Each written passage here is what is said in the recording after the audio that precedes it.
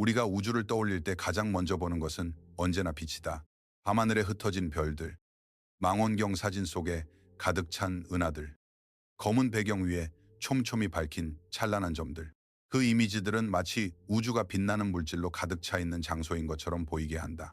그러나 그 인상은 조용하고도 근본적인 착각이다.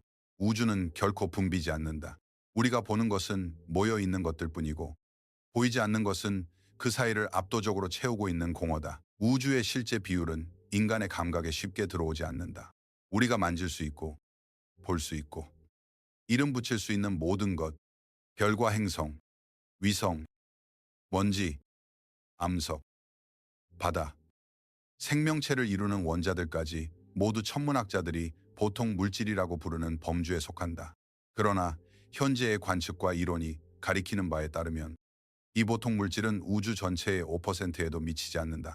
밝고 익숙하며 이해할 수 있다고 느끼는 우주의 일부는 전체 현실 위에 얇게 떠 있는 작은 예외에 가깝다. 나머지는 우리가 직접 본 적 없는 두 가지 어두운 성분으로 이루어져 있다. 대략 4분의 1은 암흑물질이다. 암흑물질은 빛을 내지 않고 빛을 반사하지도 않으며 우리가 아는 물질과 거의 상호작용하지 않는다. 하지만 그것은 중력으로 자신을 드러낸다. 은하들이 보이는 별들의 질량만으로는 설명할 수 없을 만큼 빠르게 회전하기 때문이다. 은하의 바깥쪽 별들은 날아가야 할 속도로 돌고 있지만 실제로는 흩어지지 않는다. 보이지 않는 거대한 질량이 은하를 둘러싸고 붙잡고 있는 것이다. 암흑물질은 아직 어떤 장비로도 직접 포착되지 않았다. 그러나 그 존재를 부정하면 은하의 움직임이 맞지 않는다. 우리가 측정하는 거의 모든 은하는 보이는 질량보다 훨씬 더 큰 무언가에 감싸여 있는 것처럼 돈다. 밝은 원반의 바깥, 별빛이 희미해지는 곳 너머까지 보이지 않는 중력의 껍질이 이어져 있다. 우리가 밤하늘에서 보는 은하수에 띄는 그 거대한 구조에 빛나는 중심부일 뿐이다. 실제 은하는 우리가 본 적 없는 물질로 이루어진 거대한 후광 속에 들어있다. 그리고 더 큰 몫은 암흑에너지다. 이것은 물질이라기보다 공간 자체의 성질에 가깝다. 먼 은하들 사이의 공간은 단순히 넓은 것이 아니라 계속 넓어지고 있으며 그 팽창은 시간이 흐를수록 더 빨라지고 있다. 무언가가 우주를 점점 더 빠르게 벌려놓고 있다. 우리는 그것을 암흑에너지라고 부른다. 하지만 그 이름은 이해의 결과라기보다 아직 알지 못한다는 사실을 가리키는 표지에 더 가깝다. 그것은 우주에서 가장 풍부한 성분으로 보이지만 가장 깊은 미스터리로 남아있다. 따라서 우리가 앞으로 바라볼 우주의 풍경은 사실 거대한 어둠 속에 떠있는 희미한 빛의 섬들에 대한 이야기다. 보통 물질이 차지하는 작은 5%조차 공간 전체에 고르게 퍼져 있지 않다. 안개가 골짜기를 채우듯 우주를 메우는 것이 아니다. 오히려 물질은 거대한 빈 영역에 가장자리와 실처럼 얽힌 구조를 따라 모여 있다. 그 사이에 압도적인 부피는 거의 아무것도 담지 않은 채 어둡고 고요하게 남아있다. 우주는 빛보다 훨씬 더 많이 빛 사이의 간격으로 이루어져 있다. 우리가 밤하늘을 올려다볼 때 만나는 별빛과 희미한 은하의 얼룩은 우주의 규칙이 아니라 예외다. 그것은 깊은 바다 위에 떠 있는 거품과 같다. 별들은 실제로 존재하고 은하들도 실제로 존재한다. 그러나 그것들은 드물게 모여 있는 자리일 뿐이다. 그 사이에 펼쳐진 공허가 우주의 대부분이다. 그러므로 이 여정의 질문은 우주에 얼마나 많은 것이 있는가가 아니다. 더 정확한 질문은 그것들은 얼마나 멀리 떨어져 있는가이며 그 사이의 침묵은 얼마나 깊은가이다. 이 질문에 답하는 방식은 두 가지가 있다. 하나는 거대한 숫자들을 차례로 나열하는 것이다. 수십억 킬로미터, 수광년, 수백만 광년, 수십억 광년. 숫자는 곧 압도적으로 커지고 어느 순간부터는 더 이상 마음속에 아무것도 남기지 못한다. 다른 방식은 느리게 올라가는 것이다. 하나의 거리에서 멈추고 그 크기가 마음속에 가라앉기를 기다린 뒤 그 다음 거리로 옮겨가는 것이다. 우리는 그 방식을 택한다. 익숙한 곳에서 시작해 한 계단씩 감각의 기준을 조용히 무너뜨릴 것이다. 이 상승에는 이상한 위안이 있다. 공허는 위협이 아니다. 거리는 너무나 커서 그 무엇도 쉽게 건널 수 없다. 그래서 우주에 멀리 있는 것들은 우리를 향해 돌진하지 않는다. 거대한 빈 공간은 인내심을 가지고 있다. 그것은 수십억 년 동안 그렇게 놓여 있었고 앞으로도 상상하기 어려운 시간 동안 그렇게 남아있을 것이다. 그 규모를 이해한다는 것은 두려움에 사로잡히는 일이 아니다. 오히려 우주가 얼마나 넓은 침묵의 방을 마련해 두었는지, 그리고 그 안에서 우리의 작은 빛나는 구석이 얼마나 드문지 느끼는 일이다. 5%라는 숫자에 잠시 머무를 필요가 있다. 읽기에는 단순하지만 진심으로 느끼기에는 어려운 숫자이기 때문이다. 지금까지 어떤 눈과 어떤 장비가 본 모든 것을 떠올려 보자. 목록에 오른 별들, 촬영된 은하들, 행성, 위성, 얼음, 먼지, 생명의 몸을 이루는 원자들까지 모두 한쪽 저울 위에 올려놓는 그 모든 밝은 목록은 우주가 실제로 포함하고 있는 것의 20분의 1에도 미치지 않는다. 나머지 19개의 몫은 직접 보이지 않는 것들, 오직 흔적과 결과로만 추론되는 것들이다. 암흑물질은 멀리 떨어진 은하의 구석에 숨어있는 희귀한 것이 아니다. 그것은 모든 곳에 스며 있는 것으로 보인다. 우리 주변의 공간에도 있고 지구를 지나가며 우리의 몸을 통과하고 있을 가능성이 크다. 그러나 우리는 아무것도 느끼지 못한다. 그것은 빛나지 않고 빛을 막지도 않으며 보통 물질과 거의 부딪히지 않는다. 단지 은하 전체의 규모에서 중력이라는 부드러운 서명만을 남긴다. 우리는 보이지 않는 바닷속을 계속 지나가고 있지만 그 바다의 존재를 직접 감각하지 못한다. 은하 주위의 암흑물질 후광은 별빛으로 보이는 원반보다 훨씬 더 넓게 뻗어 있다. 우리가 은하라고 부르는 밝은 원반은 사실 더 크고 어두운 구조의 중심부일 뿐이다. 은하수 역시 마찬가지다. 하늘을 가로지르는 그 희미한 빛의 강은 우리 은하의 전부가 아니라 보이지 않는 질량으로 이루어진 거대한 구체의 내부에서 빛나는 얇은 부분이다. 우리가 볼 수 있는 은하는 대부분 보이지 않는 것 위에 놓인 빛의 흔적이다. 빛은 구조를 전부 말해주지 않는다. 오히려 가장 작은 일부만 보여준다. 암흑 에너지는 더 낯설다. 그것은 입자처럼 어딘가에 모여있는 물질이 아니다. 빈 공간 자체가 아주 약한 밀어냄을 품고 있는 것처럼 보인다. 개별적으로는 거의 감지할 수 없을 만큼 희미한 압력일지 모른다. 하지만 우주에는 빈 공간이 너무 많다. 그러므로 그 미세한 성질은 전체 우주의 운명을 좌우하는 힘이 된다. 은하들 사이에 아무것도 아닌 듯한 공간이 바로 은하들을 서로 멀어지게 만드는 주된 무대가 된다. 공허는 단순한 배경이 아니다. 그것은 작용하고 있다. 이 점에서 우주의 그림은 처음의 인상과 거의 거꾸로 뒤집힌다. 우리는 흔히 공간을 텅 빈 무대라고 생각하고 물질을 그 위에서 움직이는 주인공이라고 생각한다. 그러나 실제 비율을 따라가면 무대야말로 이야기의 대부분을 이루고 있다. 밝은 물질은 그 위에 흩어진 드문 먼지처럼 놓여있다. 별과 은하가 우주의 중심인 것처럼 보이는 이유는 우리의 눈이 빛을 따라가도록 만들어졌기 때문이다. 그러나 우주의 대부분은 눈이 붙잡지 못하는 거리, 어둠, 그리고 보이지 않는 성분들로 이루어져 있다. 오늘 밤 이 이름들을 단단히 붙잡을 필요는 없다. 보통 물질, 암흑물질, 암흑에너지, 이 말들은 대부분 보이지 않고 대부분 비어있는 우주의 비율을 가리키는 임시표지에 가깝다. 중요한 것은 단순한 형태다. 우주는 거대하다. 우주는 압도적으로 비어있다.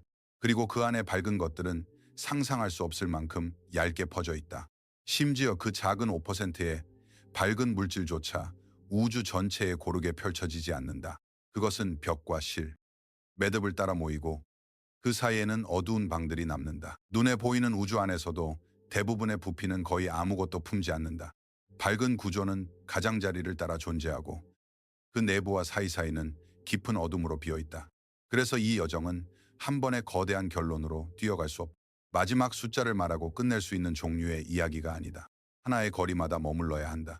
그 거리가 마음속에 자리 잡을 때까지 기다려야 한다.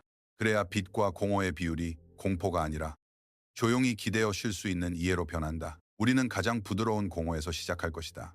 우리의 작은 별, 해양의 온기 속에서 출발한다. 이 출발점에는 겸손함이 있다. 아직 어떤 거리도 이름 붙이지 않았지만 이미 답의 형태는 정해져 있다. 우주는 공허를 주된 재료로 삼고 빛을 드문 예외로 남겨두었다. 앞으로 이어질 모든 것은 이 하나의 사실이 천천히 펼쳐지는 과정이다. 거리에서 거리로, 더 큰 간격으로, 더 깊은 정적으로. 우리는 붐비는 목적지를 향해 올라가는 것이 아니다. 점점 더 넓은 빈 곳으로 들어가고 있다. 높이 올라갈수록 공허는 우주의 결함이 아니라 본성처럼 드러난다. 그러니 잠시 동안 밤하늘이 여전히 붐비는 것처럼 보이게 두어도 좋다. 그것은 우리가 오래도록 믿어온 친숙한 그림이다. 그러나 그 그림은 곧 느슨해질 것이다. 밝고 다정해 보이는 별들 뒤에는 우주의 실제 건축이 있다. 그것은 거리와 분리, 그리고 빛조차 대부분의 시간을 아무것도 없는 곳을 지나며 보내게 만드는 넓은 고요다. 우리는 집에서 출발한다. 공허가 가장 온화하게 느껴지는 곳에서 바깥으로 천천히 나아간다. 우리는 이제 가장 가까운 곳에서 시작한다. 너무 가까워 익숙하다고 믿는 곳. 그래서 오히려 그 크기를 가장 자주 과소평가하는 곳이다. 태양계는 인류가 실제로 손을 뻗어본 유일한 우주의 영역이다. 우리의 기계가 날아간 곳, 탐사선이 지나간 곳, 신호를 보내고 되돌려받은 곳. 그러나 이 가장 친숙한 이웃조차 한 인간의 생애 안에 가로지르기에는 이미 지나치게 크다. 우리가 집이라고 부르는 첫 번째 공간부터 우주는 조용히 우리의 감각을 넘어선다. 이곳에서 필요한 첫 번째 자는 빛이다. 빛은 우주가 허락하는 가장 빠른 움직임이다. 질량을 가진 어떤 것도 빛의 속도에 도달할 수 없다. 그러나 실제 거리 앞에서는 빛조차 느려 보인다. 태양에서 나온 빛이 지구에 도착하기까지는 약 8분이 걸린다. 우리가 나타늘에서 보는 태양은 언제나 지금의 태양이 아니라 약 8분 전 태양의 모습이다. 우리가 시선을 들기 전에 이미 표면을 떠난 빛이 이제야 우리의 눈에 닿는 것이다. 같은 햇빛이 먼 명왕성의 궤도까지 가려면 5시간이 넘게 걸린다. 명왕성은 태양에서 평균 약 60억 킬로미터 떨어진 곳을 돈다. 지구에서는 당연하게 느껴지는 온기와 밝기가 그곳에 이르면 거의 사라진다. 태양은 여전히 중심에 있지만 더 이상 하늘을 지배하는 거대한 불덩이가 아니다. 멀고 차가운 어둠 속에 빛나는 하나의 강한 별에 가까워진다. 이 지점부터 킬로미터라는 단위는 점점 감각을 잃는다. 자연스러운 자는 빛이 이동하는 시간, 곧 빛의 여행 시간이 된다. 우리가 만든 가장 빠른 기계들을 이 기준 위에 놓아보면 태양계의 크기는 더 분명해진다. 지구를 떠나 바깥 세계를 향해 날아간 한 작은 탐사선은 명왕성에 도착하기까지 약 9년을 날았다. 인류가 만들어낸 가장 빠른 비행체 가운데 하나가 쉬지 않고 나아간 시간이었다. 그러나 그 목적지는 여전히 태양계 안쪽에 속한 익숙한 세계였다. 태양계 바깥이 아니라 우리가 어린 시절 지도에서 보던 마지막 행성의 근처에 가까웠다. 그 탐사선이 거의 10년에 가까운 비행 끝에 명왕성에 도착했을 때 가장 귀중한 근접 관측을 할 수 있었던 시간은 겨우 30분 남짓이었다. 9년의 여행 끝에 찾아온 30분. 그 짧은 만남이 지나자 탐사선은 속도를 줄이지 못하고 그대로 스쳐 지나갔다. 궤도에 들어설 수도 없었고 두 번째로 돌아볼 수도 없었다. 거리는 너무 커서 도착조차 오래 머무는 일이 아니라 찰나의 통과가 된다. 태양계 안에서도 만남은 지나감의 형태를 취한다. 그러나 명왕성은 태양계의 끝이 아니다. 그것은 다만 사람들이 마음속에 간직한 익숙한 지도에서 마지막에 놓인 세계일 뿐이다. 태양계의 실제 바깥 경계는 훨씬 더 멀리 있다. 명왕성과 그 경계 사이의 간격만 해도 우리가 방금 떠올린 모든 거리보다 더 크다. 어린 시절 배운 태양계 지도는 너무 일찍 끝난다.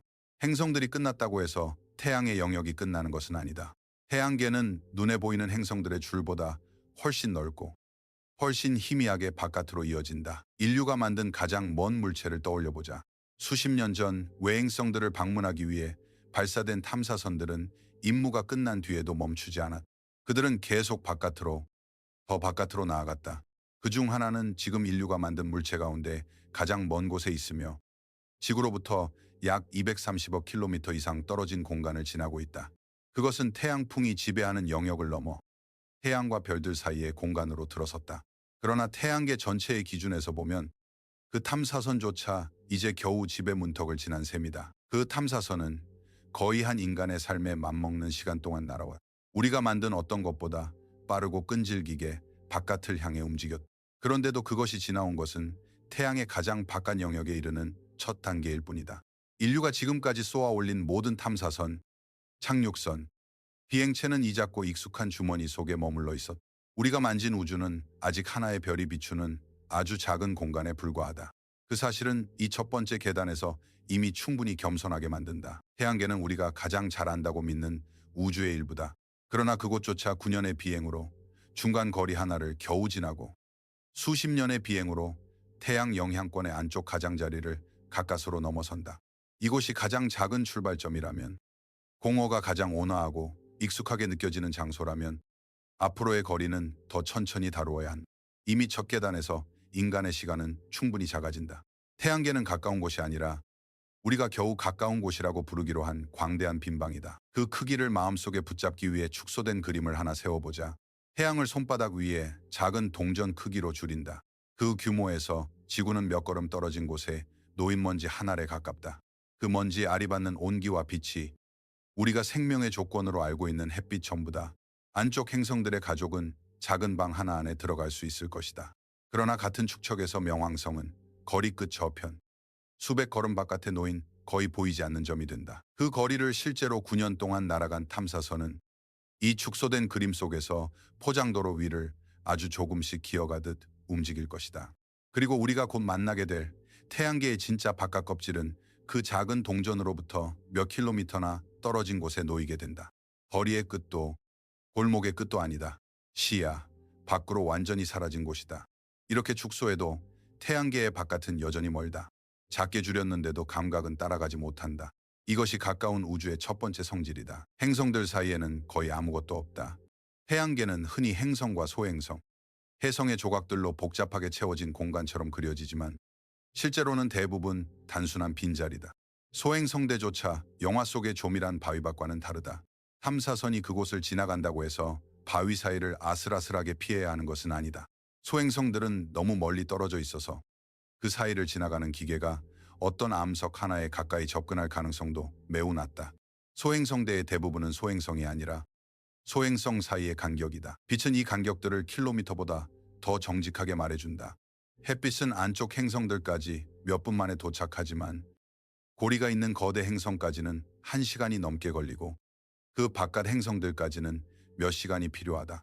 태양계 가장자리 근처의 탐사선에서 보낸 신호는 빛의 속도로 움직이는데도 지구에 도착하기까지 하루에 상당한 시간을 쓴다. 명령 하나를 보내고 그 응답을 받기까지 사람은 몇 시간씩 기다려야 한다. 우주통신은 즉각적인 대화가 아니라 공허를 사이에 둔 느린 왕복이다. 행성들 자신은 자신의 크기보다 훨씬 더 큰 시면으로 서로 떨어져 있다. 고리 행성과 그 바깥의 얼음 거인 사이의 간격은 태양에서 안쪽 행성들까지의 거리 전체보다도 더 크다. 한 걸음 바깥으로 나아갈 때마다 그 간격은 이전의 모든 걸음을 합친 것보다 커진다. 태양계 지도는 균등하게 놓인 구슬들의 배열이 아니다. 바깥으로 갈수록 늘어나고 얇아지고 외로워지는 구조다. 태양에서 멀어진 세계일수록 더 긴 어둠 속에 홀로 떠 있다. 이 모든 것을 둘러싸고 태양이 직접 만들어낸 거대한 거품이 있다. 태양 표면에서 끊임없이 흘러나오는 입자들의 바람. 곧 태양풍이 공간을 채우며 바깥으로 밀려난다.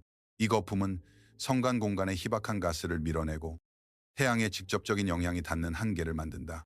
가장 먼 탐사선은 수십 년을 날아간 끝에야 그 거품의 가장자리를 지나가 태양풍의 영역에서 별들 사이에 고요로 넘어간 것이다. 그 경계에 이르는 데만 한 사람의 노동생애와 비슷한 시간이 필요했다. 그러나 그 경계조차 태양계의 참된 끝은 아니다.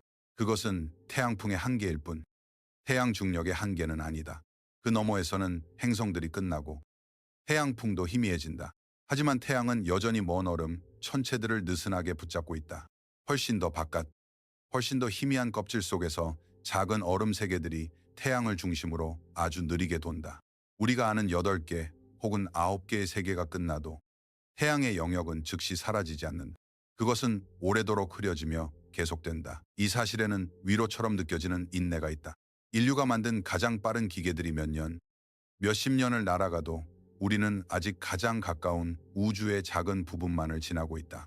우리의 별 하나가 비추는 주머니, 그 안에 몇몇 세계와 빈 간격들. 태양계는 이 사다리에서 가장 쉬운 계단이고 가장 집다운 출발점이다. 그런데도 그것은 한 인간의 생애 안에 가로지를 수 없을 만큼 넓다. 우리는 이 겸손한 사실을 손에 쥐고 더 바깥의 껍질을 향해 나아간다. 태양계를 떠난다고 말하기 전에 기억해야 할 것이 있다. 지금까지 우리의 모든 역사는 이 공간 안에 있었다.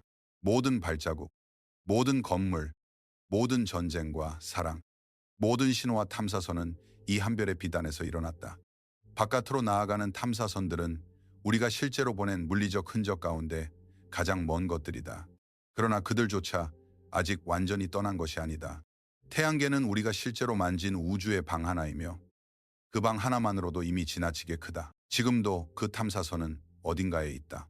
태양의 희미한 빛이 아직 닿는 차가운 경계에서 느리지만 멈추지 않고 어둠 속을 미끄러져 간다.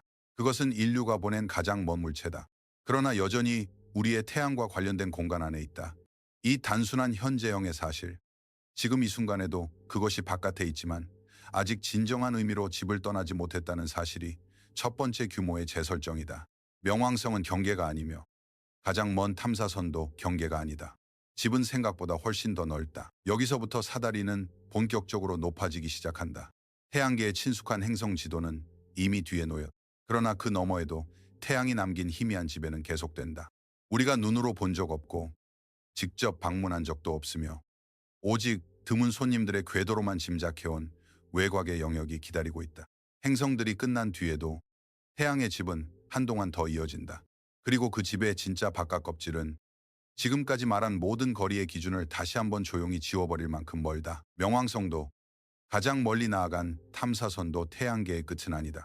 그 너머에는 우리가 익숙하게 그려온 어떤 행성 지도에도 들어가지 않는 거대한 외곽의 껍질이 있다. 그것은 태양과 모든 행성, 모든 소행성과 얼음 천체들을 한꺼번에 감싸는 희미한 구형의 영역이다. 그곳은 오르트 구름이라 불린다. 현재의 추정에 따르면 이 구름은 태양으로부터 거의 일광년 가까운 거리까지 뻗어 있을 수 있다. 가장 가까운 다른 별까지 가는 길에 거의 4분의 1에 해당하는 거리다. 오르트 구름은 태양계가 태어날 때 남은 얼음 조각들의 거대한 무리로 여겨진다. 오래전 행성들이 만들어지던 시기, 수많은 작은 얼음 세계들은 거대 행성들의 중력에 의해 바깥으로 내던져졌다. 어떤 것은 완전히 태양계를 떠났고 어떤 것은 아주 멀리 밀려난 채 태양의 약한 중력에 붙잡혔다. 그들은 태양의 따뜻함이 거의 닿지 않는 외곽에서 상상하기 어려울 만큼 느린 궤도를 돌기 시작했다. 그렇게 남겨진 얼음의 잔해들이 지금도 어둠 속에서 태양을 둘러싸고 있다고 생각된다. 이 바깥 껍질의 가장 낯선 점은 우리가 그것을 직접 본 적이 없다는 사실이다. 어떤 망원경도 오르트 구름 전체를 촬영하지 못했다.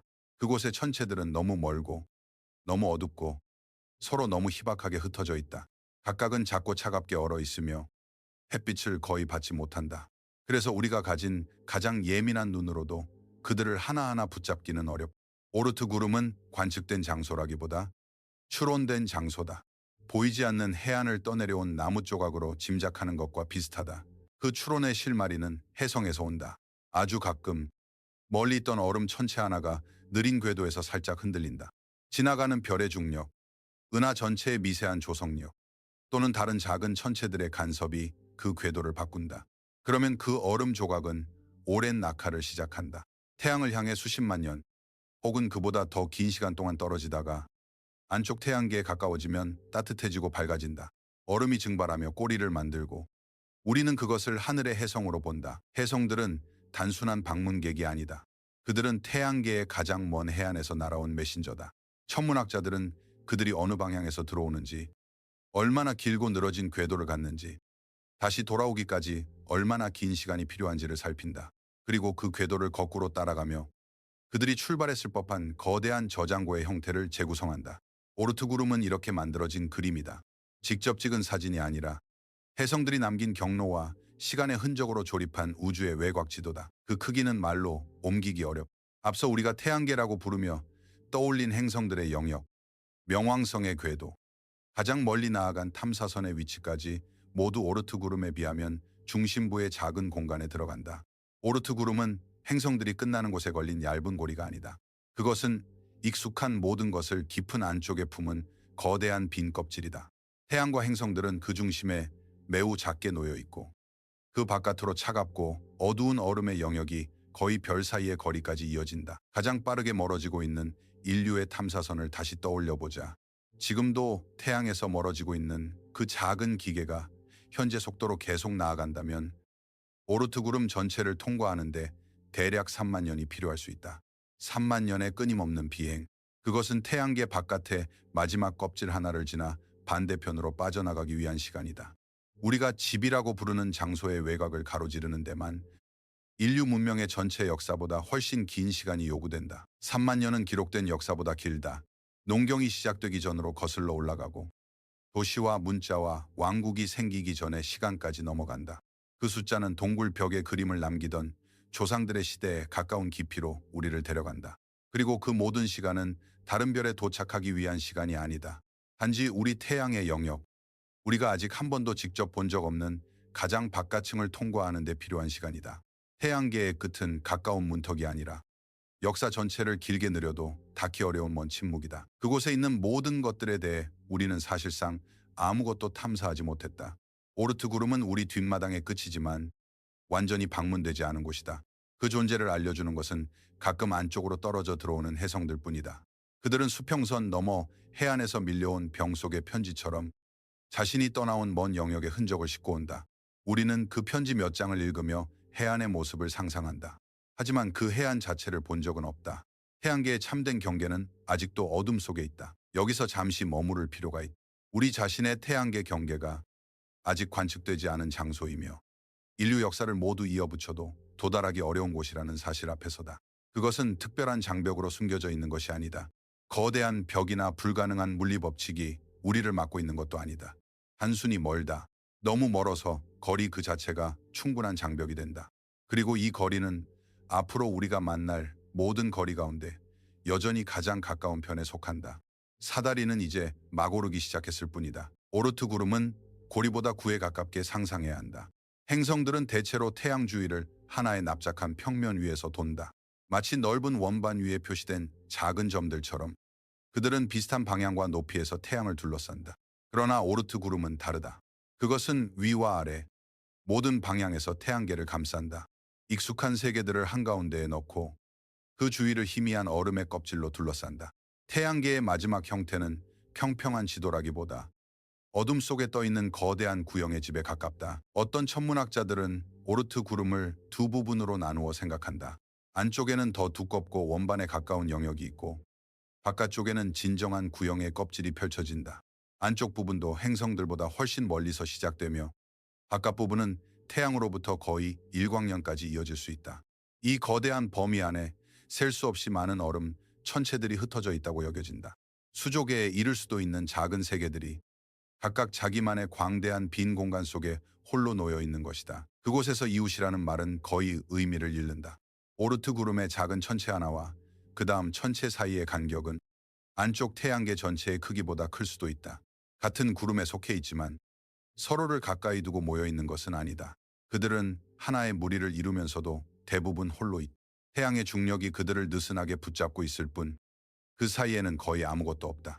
오르트 구름은 물체로 가득 찬 장소가 아니라 드문 얼음 조각들이 끝없는 빈자리 속에 흩어진 영역이다. 그곳에 한 얼음 천체 위에 서 있다고 상상해보자. 태양은 더 이상 태양처럼 보이지 않는 하늘을 밝히는 원반도 따뜻함을 주는 불도 아니다.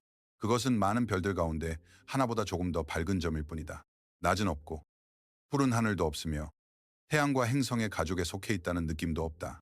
오직 먼 별빛 하나가 매우 희미하게 그 세계를 붙잡고 있을 뿐이다. 그 작은 얼음 몸체는 수백만 년에 걸친 느린 궤도를 따라 어둠 속을 거의 정지한 듯 움직인다. 오르트 구름의 시간은 우리의 시간 감각을 거의 무력하게 만든다. 바깥 영역의 천체 하나가 태양 주위를 한 바퀴 도는 데는 수백만 년이 걸릴 수 있다. 지금 안쪽 태양계를 향해 떨어져 들어오는 혜성 하나는 지난번 방문 때 인간이라는 존재가 아직 없었을 수도 있다. 그리고 다음에 다시 돌아올 때에는 지금의 모든 기억과 도시와 이름이 사라진 뒤일 것이다. 바깥 태양계의 시계는 너무 천천히 움직인다. 그곳의 한 번의 움직임이 지구 생명의 여러 장을 지나가게 한다. 태양으로부터 그렇게 멀리 떨어져 있기 때문에 오르트 구름의 바깥 천체들은 느슨하게 붙잡혀 있다. 태양의 중력은 아직 닿지만 아주 약하다. 멀리 지나가는 다른 별들의 중력, 그리고 은하 전체가 만들어내는 부드러운 조성력도 그들을 흔들 수 있다. 그 작은 흔들림은 어떤 혜성을 태양 안쪽으로 밀어넣고 어떤 천체는 아예 태양의 소나기에서 벗어나 성간 공간으로 흘러가게 만든 태양계의 경계는 칼로 자른 선이 아니다. 그것은 서서히 흐려지는 영향의 가장자리다. 이 점이 중요하다. 태양계는 어느 지점에서 갑자기 끝나지 않는다. 행성들이 끝나고 태양풍이 약해지고 얼음 천체들의 밀도가 점점 줄어든다. 그러다 어느 순간부터 태양의 가족이라 부를 수 있는 흔적은 별들 사이의 일반적인 공간 속으로 흩어진다. 집은 문 하나를 지나 끝나는 것이 아니라 긴 어둠 속에서 서서히 희미해진다. 우리가 경계라고 부르는 것은 실제로는 변화가 느리게 진행되는 넓은 영역이다. 우주의 많은 경계가 그렇듯 그것은 벽이 아니라 거리로 만들어진 오르트 구름은 바로 그런 방식으로 자신을 드러낸다. 가끔 그 바깥 껍질에서 밀려난 작은 얼음 세계가 태양을 향해 떨어진다. 긴 시간 끝에 그것은 안쪽으로 들어와 따뜻해지고 얼음과 먼지를 흘리며 꼬리를 만든 밤하늘에 나타난 혜성은 아름다운 천문 현상이지만 동시에 보이지 않는 외곽의 서명이다. 우리는 그 빛나는 꼬리를 보고 그 꼬리 뒤에 놓인 엄청나게 먼 출발지를 떠올린다. 하늘의 짧은 방문은 수백만 년짜리 궤도의 아주 작은 일부일 뿐이다. 이 방문자들만으로 오르트 구름의 그림이 세워졌다. 그 크기, 모양, 거리, 가능한 기원은 모두 해성의 궤도와 방문 간격에서 거꾸로 계산된다. 직접 관측으로 확인된 것은 아니며 어쩌면 오랫동안 그렇게 남을 수도 있다. 오르트 구름은 우리 태양계의 가장 먼 특징이면서도 관측된 사물보다 추론된 구조에 더 가깝다. 보이지 않는 해안. 그러나 그 해안에서 온 조각들이 계속 도착하기 때문에 존재를 부정하기 어려운 장소. 우리는 그곳을 보지 못하지만 그곳이 보내는 시간을 본다. 그리하여 집의 진짜 끝은 우리가 본 적 없는 얼음 껍질로 남는다. 그것은 가장 가까운 별을 향한 길에 4분의 1 가까이까지 뻗어 있고 문명보다 오래 지속되는 궤도 속에 느린 해성들을 품고 있다. 그 깊이를 가로지르는데 우리의 가장 빠른 탐사선은 3만 년가량이 필요할 것이다. 직접 보는 데는 그보다 더 긴 시간이 걸릴지도 모른다. 오르트 구름은 익숙한 것이 마침내 끝나는 선이다. 그 너머에는 더 이상 행성의 집, 태양의 바람도 없다. 다음은 별들 사이의 공간이다. 오르트 구름은 앞으로의 여정이 계속 되풀이할 한 가지 교훈을 먼저 보여준다. 우주는 경계를 날카롭게 만들지 않는다. 태양계 끝에는 벽이 없고 여기까지가 집이라고 말해주는 선도 없다. 오직 일광년에 걸친 어둠 속에서 얼음 천체들이 점점 드물어지다가 서서히 성간 공간과 섞여갈 뿐이다. 우리가 집이라 부르는 곳은 갑자기 멈추지 않는다. 너무 먼 거리 속에서 조용히 사라진다. 그리고 우리는 그 사라짐 자체를 아직 본 적이 없다. 이 부드러운 끝, 익숙한 것이 미지의 것으로 천천히 바뀌는 방식은 우주의 여러 경계가 작동하는 방식과 닮아 있다. 경계는 대개 선이 아니라 간격이다. 끊어진 벽이 아니라 영향이 희미해지고 이름이 더 이상 맞지 않게 되는 넓은 회색 지대다. 태양계의 끝도 그렇다. 안쪽에서는 모든 것이 태양을 중심으로 질서 있게 보인다. 바깥으로 갈수록 그 질서는 느슨해지고 어둠이 커지고 결국 다른 별들의 중력과 은하의 조용한 힘이 함께 작용하는 영역으로 변한다. 그러니 지금 태양과 모든 행성을 둘러싼 희미한 얼음의 굴을 마음속에 그려보자. 그 안쪽 깊은 곳에 지구가 있고 그보다 더 안쪽에 우리의 모든 역사가 있다. 바깥에는 본 적 없는 작은 세계들이 수백만 년짜리 궤도를 돌며 지나가는 별의 미세한 손짓에 때때로 안쪽으로 떨어져 들어온다. 그 껍질은 태양계의 탄생 이후 줄곧 그곳에 있었을 것이다. 참을성 있고 차갑고 거의 보이지 않은 채 우리가 집이라고 부르는 공간의 진짜 가장자리를 지켜왔다. 그 너머에서 태양계는 끝난다. 그리고 다음에 나타나는 것은 또 다른 행성이 아니다. 또 다른 탐사선도 아니다. 다음에 놓인 것은 다른 태양이다. 그 사이의 거리는 이제 전혀 다른 차원의 것이 된다. 오르트 구름은 이미 너무 커서 인간의 역사와 상상력을 가볍게 넘어섰지만 그것은 여전히 우리 별의 마지막 외곽일 뿐이다. 그 바깥에서 시작되는 성간의 틈은 훨씬 더 깊다. 집의 희미한 가장자리를 지나면 우주는 비로소 별과 별 사이의 침묵을 드러낸다. 오르트 구름을 지나면 익숙한 것은 완전히 끝난다. 더 이상 행성도 없고 태양계의 얼음 껍질도 없으며 우리 별의 집안에 속한 작은 조각들도 없다. 그 너머에는 별과 별 사이에 열린 공간만이 펼쳐진다. 그리고 가장 가까운 다른 태양은 약 25광년 떨어져 있다. 이 말을 있는 그대로 받아들이면 우리에게 가장 가까운 별조차 빛이 가는데 4년이 넘게 걸리는 거리라는 뜻이다. 우주에서 가장 빠른 것조차 이웃에게 닿기 위해 몇 해를 써야 한다. 먼저 광년이라는 단위를 실제로 느낄 필요가 있다. 광년은 시간이 아니라 거리다. 빛이 1년 동안 쉬지 않고 나아가며 도달하는 거리다. 빛은 1초에 지구를 여러 바퀴 돌 수 있을 만큼 빠르다. 그러나 그 빛이 1년 동안 달려야 겨우 약 9조 5천억 킬로미터라는 하나의 광년이 된다. 가장 가까운 별은 그 4배가 넘는 거리에 있다. 다시 말해 우리와 가장 가까운 태양 사이에는 4개의 광년이 넘는 거의 순수한 공허가 놓여 있다. 이 거리 위에 인간의 기계를 올려놓으면 감각은 다시 무너진다. 우리가 만들어낸 가장 빠른 탐사선의 속도로 가장 가까운 별을 향해 간다면 도착까지 대략 7만 년이 걸린다. 70년이 아니라 7만 년이다. 출발한 사람과 도착을 볼 수 있는 존재는 같은 문명에 속한다고 말하기 어려울 만큼 긴 시간이다. 하나의 항해가 역사의 여러 장을 통째로 지나고 언어와 도시와 기억이 변한 뒤에야 끝날 수 있다. 가장 가까운 별조차 인간의 시간으로는 거의 닿을 수 없는 곳이다. 그 시간을 앞으로가 아니라 뒤로 돌려 느껴보자. 우리가 기록된 역사라고 부르는 것은 고작 몇천 년에 지나지 않는다. 이름이 남은 왕국들, 고대 제국들, 최초의 글자와 도시들은 우리에게서 몇천 년 떨어져 있을 뿐이다. 7만 년은 그보다 훨씬 더 깊이 들어간다. 농경 이전, 도시 이전, 우리가 지금 아는 문명의 모든 형태 이전으로 거슬러 올라간다. 그만큼의 시간이 지나야 현재의 기술로 가장 가까운 별에 도착할 수 있다면 그것은 단순한 여행이 아니라 종의 시간에 속한 사건이다. 그리고 이것이 가장 가까운 별이라는 사실을 잊어서는 안 된다. 우주 전체에서 우리 태양에 가장 가까운 다른 태양이 이미 이만큼 멀다. 밤하늘의 나머지 별들은 모두 그보다 더 멀고 대부분은 훨씬 더 멀다. 25광년은 별과 별 사이의 간격 가운데 가장 작은 축에 속한다. 우리가 만날 수 있는 가장 쉬운 성간의 첫걸음이다. 그러나 그 첫걸음조차 인류가 가진 어떤 실제 항해 능력으로도 건널 수 없는 거리다. 별들은 가까워 보이지만 서로에게 거의 닿지 않는다. 그 가장 가까운 별은 혼자가 아니다.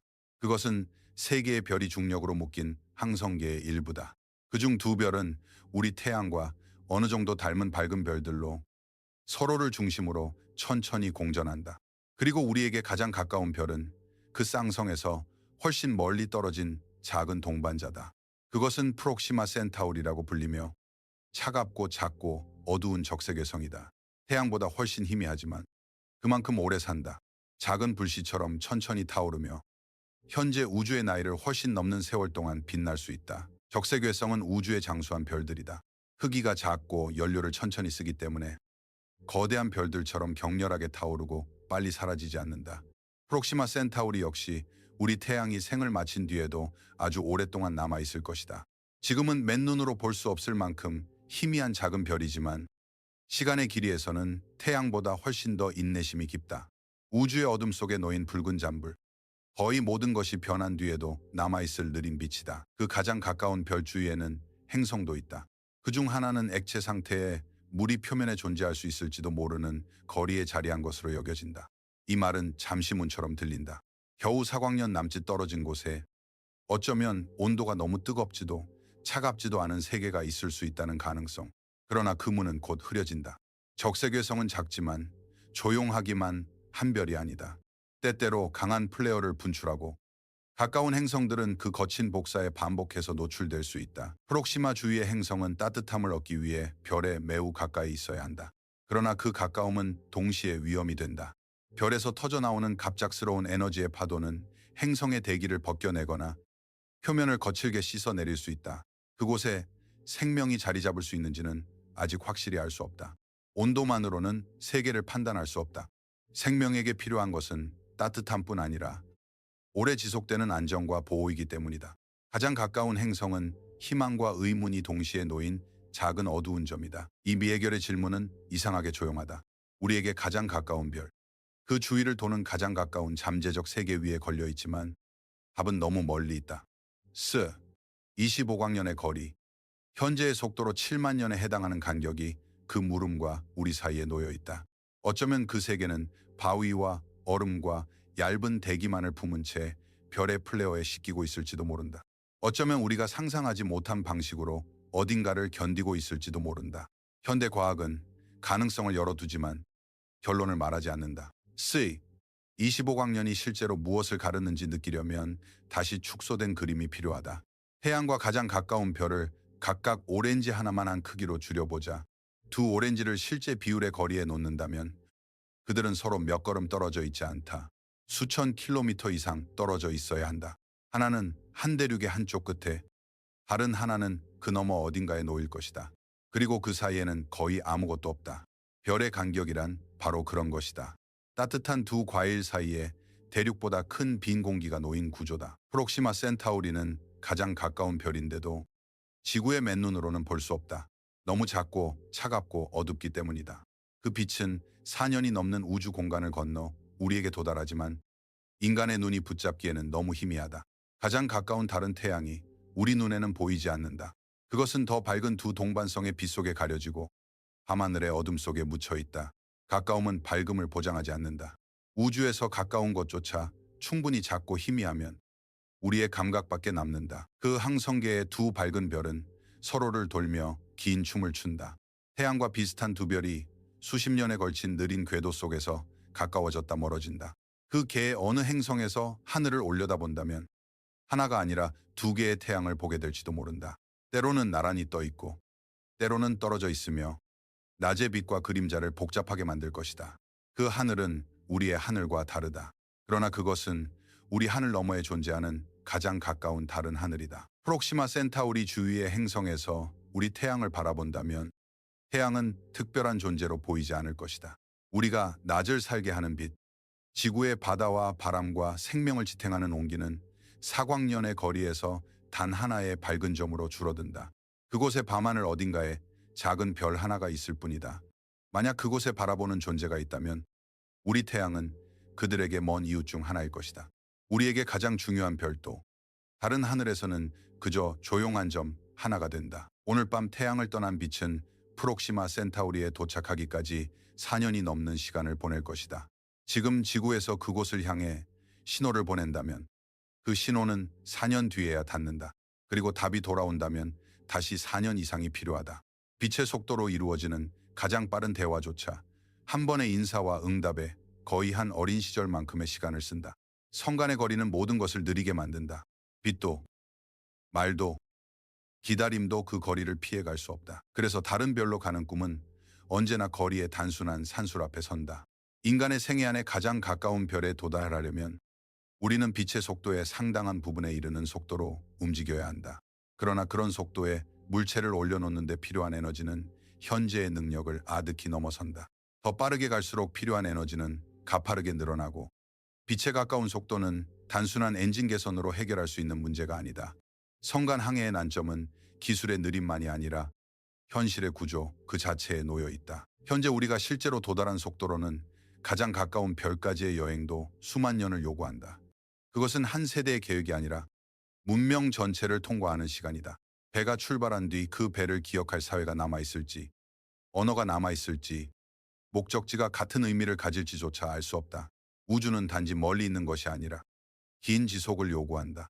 별 하나에 닿기 위해서는 공간을 건너야 할 뿐 아니라 인간의 역사라는 감각까지 건너야 한다. 그리고 가장 가까운 별은 시작일 뿐이다. 그 뒤에는 수십 광년 안에 몇몇 이웃들이 있고 그 뒤에는 수백 광년 안에 수천 개 별들이 있으며 그 너머에는 은하를 이루는 수천억 개의 태양들이 있다. 프록시마 센타우리는 그 거대한 무리의 첫 문턱이다. 가장 낮은 성간의 계단, 가장 쉬운 도약이다. 그런데도 이미 우리의 손이 닿지 않는다. 이 사실은 앞으로 만날 은하의 규모를 준비시킨다. 별과 별의 간격이 이토록 넓다면 수천억 개별의 집은 얼마나 광대할 것인가. 그러므로 가장 가까운 별을 있는 그대로 마음속에 놓아보자. 맨눈에는 보이지 않는 희미한 붉은 불씨. 더 밝은 두 태양과 중력으로 묶인 작은 동반성. 그 곁을 도는 혹독한 행성 하나. 그곳은 우주 전체에서 우리에게 가장 가까운 다른 태양이다. 그러나 빛으로도 4년 이상, 우리의 기계로는 7만 년의 여행이 필요하다. 가까움이라는 단어는 우주 안에서 아주 다른 의미를 갖는다. 가장 가까운 곳조차 인간에게는 거의 영혼에 가까운 간격이다. 이 계단을 넘는 것은 초기의 여정 가운데 가장 어려운 일이다. 지금까지의 거리는 우리 태양의 집안에 속했다. 행성들, 얼음 껍질, 태양풍과 중력의 희미한 끝. 그러나 이제 우리는 태양과 태양 사이의 공간으로 들어섰다. 그곳에서 처음 만나는 사실은 단순하다. 이웃조차 7만 년 떨어져 있다. 앞으로의 모든 거리는 이런 성간의 심연을 기본 단위로 삼을 것이다. 그리고 그 심연은 점점 더 넓어질 것이다. 가장 가까운 별은 가장 쉬운 도약이며 이미 불가능에 가깝다. 이제 전체 그림을 한 번 더 붙잡는다. 우리 곁에 가장 가까운 다른 태양은 세 별의 가족 속에 있다. 그 중 하나는 천천히 타는 적색괴성이고 그 주위를 도는 한 행성은 따뜻함과 위험 사이에 놓여 있다. 그 별은 눈에 보이지 않을 만큼 희미하지만 우주적 시간 속에서는 오래 남을 것이다. 그것은 가장 가까운 존재이면서도 여행으로는 닿을 수 없는 존재다. 그리고 그 별을 지나면 더 이상 하나의 이웃이 아니라 수천억 개의 별들이 시야에 들어온다. 다음 계단은 은하다. 가장 가까운 별까지의 거리가 마음속에 어느 정도 가라앉고 나면 비로소 은하의 크기를 조금은 정직하게 바라볼 수 있다. 우리 은하 수는 대략 2천억에서 4천억 개의 별을 품고 있는 것으로 추정된다. 이 숫자는 밤하늘이 빛으로 가득 찬 거대한 도시처럼 느껴지게 만든다. 그러나 실제는 그 반대에 가깝다. 은하는 별들이 빽빽하게 모인 장소가 아니다. 그것은 거의 비어있는 거대한 공간 속에 별들이 아주 드물게 흩어진 구조다. 우리는 이미 그 증거를 만났다. 태양에서 가장 가까운 별은 사광년이 넘게 떨어져 있다. 그리고 이 간격은 특별히 이상한 것이 아니다. 우리 은하의 이 지역에서 별과 별 사이의 평균 거리는 대체로 몇 광년 규모다. 별들은 어깨를 맞대고 모여있지 않다. 각자는 자신만의 넓은 공허 속에 홀로 떠 있으며 다음 별까지는 빛조차 몇 해 동안 가야 한다. 은하의 풍경은 별들의 군중이 아니라 긴 침묵 속에 놓인 드문 불빛들이다. 이 희박한 간격은 이상할 만큼 평온한 결과를 낳는다. 은하들은 서로 충돌할 수 있다. 실제로 우리 은하도 수십억 년 뒤 가장 큰 이웃 은하와 합쳐질 길 위에 있다. 두 거대한 나선 은하가 중력에 끌려 천천히 다가오고 있다. 그러나 그 거대한 만남 속에서도 별과 별이 직접 부딪힐 가능성은 거의 없다. 별들은 너무 작고 서로 너무 멀다. 은하의 충돌은 태양들의 난폭한 충돌이 아니라 대부분 빈 공간이 또 다른 빈 공간을 통과하는 사건이다. 두 은하가 만나면 모양은 크게 흔들린다. 나선팔은 늘어나고 가스 구름은 압축되며 새로운 별들이 태어날 수도 있다. 그러나 개별 별들은 대개 서로를 스쳐 지나간다. 한 은하의 별들이 다른 은하의 별들 사이를 지나가지만 그 사이에는 너무 많은 공간이 남아있다. 마치 넓은 경기장 안에서 모래 두 줌을 서로 던졌을 때 대부분의 알갱이가 다른 알갱이를 만나지 않는 것과 비슷하다. 우주의 가장 큰 충돌조차 공허가 너무 넓기 때문에 조용하고 느리다. 수억 년에 걸쳐 두 은하는 서로의 중력에 의해 형태를 잃고 다시 정착하며 하나의 더 큰 은하로 합쳐진다. 인간의 시간으로는 상상할 수 없는 긴 격변이지만 그 안의 별들에게는 대개 아무 일도 일어나지 않는다. 그들은 자신의 궤도를 따라 계속 움직인다. 가까이 다가오는 별 하나 없이 지나치게 넓은 간격 속에서 홀로 항해한다. 은하는 거대한 구조지만 그 내부의 물질은 너무 드물다. 그래서 은하의 운명은 격렬하고 별들의 운명은 대체로 고요하다. 은하수의 모양도 흔히 보는 매끄러운 바람개비, 그림보다 복잡하다. 그것은 단순한 원반이 아니다. 중심부에는 별들로 이루어진 길쭉한 막대 구조가 가로놓여 있고 그 막대의 양끝에서 나선팔들이 감기듯 바깥으로 뻗어나간다. 중심에는 오래된 별들이 부풀어 오른 팽대부가 있으며 그 주위를 더 넓고 희미한 헤일로가 감싸고 있다. 이 헤일로 안에는 오래된 별들과 구상성단, 그리고 보이지 않는 암흑물질이 함께 자리한다. 우리가 보는 밝은 원반은 전체 구조의 일부일 뿐이다. 은하 중심에는 초대질량 블랙홀이 있다. 그곳의 중력은 너무 강해서 빛조차 빠져나오지 못한다. 이 블랙홀은 태양 약 400만 개에 해당하는 질량을 지니고 있지만 그 영향의 핵심은 하나의 별개보다도 작은 공간 안에 집중되어 있다. 보이지 않는 그 중심을 향해 별들과 가스는 복잡한 궤도를 그린다. 은하 전체가 그 블랙홀 하나에 의해 단순히 묶여 있는 것은 아니지만 그 어두운 중심은 은하의 심장처럼 놓여 있다. 수천억 개별의 거대한 바퀴 한가운데 빛을 삼키는 점이 있다. 은하 속의 모든 별은 정지해 있지 않다. 태양도 예외가 아니다. 우리 태양은 은하 중심을 기준으로 거대한 궤도를 돌고 있다. 지구에서 우리는 그 움직임을 전혀 느끼지 못하지만 태양계 전체는 초속 200km가 넘는 속도로 은하 속을 지나간다. 한순간에 한 나라를 가로지를 만한 속도다. 그러나 은하가 워낙 거대하기 때문에 그렇게 빠른 속도조차 하나의 은하 궤도를 완성하기에는 매우 느리다. 거대한 바퀴 위에서 빠름은 다시 느림이 된다. 태양이 은하 중심을 한 바퀴 도는 데는 약 2억 2,500만 년에서 2억 5천만 년이 걸린다. 이 시간을 은하년이라고 부르기도 한다. 이 기준으로 보면 태양은 태어난 뒤 지금까지 겨우 20번가량 은하를 돌았을 뿐이다. 46억 년이라는 태양의 나이도 은하의 느린 회전 앞에서는 20번의 계절에 불과하다. 은하는 너무 크게 돌기 때문에 그 한 해가 지구 생명의 거대한 장들을 통째로 품는다. 한 번의 공전 안에서 대륙은 움직이고 바다는 바뀌며 수많은 생명들이 나타났다, 사라진다. 태양이 지금 은하 속에서 지나고 있는 이 위치를 마지막으로 지났을 때 지구는 전혀 다른 세계였다. 대륙의 배치는 지금과 달랐고 바다에는 오래전에 사라진 생물들이 헤엄쳤다. 인류는 물론 없었고 포유류의 역사도 지금과는 다른 장면 속에 있었다. 은하의 한 바퀴는 문명의 흥망이 아니라 생명 전체의 시대를 잰다. 우리는 초속 200km가 넘는 속도로 질주하면서도 하나의 원을 완성하기 위해 2억 년이 넘는 시간을 필요로 하는 바퀴 위에 살고 있다. 우리의 위치는 은하 안에서도 조용히 평범하다. 태양은 은하 중심에서 약 2만 6천 광년 떨어진 곳 나선팔의 한 중간지대에 자리한다. 밝고 복잡한 중심부에 있지도 않고 별들이 거의 사라지는 가장자리에도 있지 않다. 너무 붐비지도 않고 완전히 외진 것도 아닌 차분한 중간거리다. 이 위치 덕분에 우리는 은하의 중심을 직접 들여다보지는 못한다. 가스와 먼지의 구름이 그 방향을 가리고 우리는 그 안쪽을 전파와 적외선 같은 다른 빛으로 더듬어 본다. 은하의 크기는 그 자체로 하나의 선언이다. 은하수의 지름은 대략 10만 광년으로 말해지고 일부 더 넓은 추정에서는 그보다 훨씬 큰 범위까지 논의된다. 가장 보수적인 그림만으로도 빛이 한쪽 끝에서 출발해 반대쪽 끝에 도착하려면 10만 년이 걸린다. 빛보다 빠른 것은 없다. 우주가 허락하는 가장 빠른 움직임으로도 우리 은하 하나를 가로지르는데 인류 역사의 여러 배를 넘어서는 시간이 필요하다. 은하 하나가 이미 시간의 대륙이다. 빛의 속도는 단순한 기술적 장벽이 아니다. 언젠가 더 좋은 엔진을 만들면 넘을 수 있는 기록 같은 것이 아니다. 그것은 현실 자체에 새겨진 한계다. 질량을 가진 물체가 빛의 속도에 가까워질수록 조금 더 빠르게 만들기 위해 필요한 에너지는 점점 더 크게 늘어난다. 실제로 빛의 속도에 도달하려면 무한한 에너지가 필요하다. 우리가 이 거리 앞에서 느끼는 느림은 기계의 부족함만이 아니다. 그것은 우주의 법칙이 물질에게 허락한 이동 방식의 근본적인 조건이다. 은하의 원반은 매우 넓지만 놀랄 만큼 얇다. 지름은 10만 광년 규모에 이르지만 두께는 그보다 훨씬 작다. 은하수는 둥근 공이라기보다 빛으로 만든 거대한 접시에 가깝다. 우리는 그 얇은 원반 안쪽에 살고 있기 때문에 은하를 하늘에서 하나의 띠로 본다. 밤하늘을 가로지르는 은하수의 흐릿한 강은 사실 우리가 몸담고 있는 원반을 안쪽에서 옆으로 바라본 모습이다. 우리는 은하를 밖에서 보는 것이 아니라 은하의 얇은 빛 속에 들어앉아 그 가장자리를 본다. 이 평평한 원반 바깥에는 더 넓은 구형의 헤일로가 있다.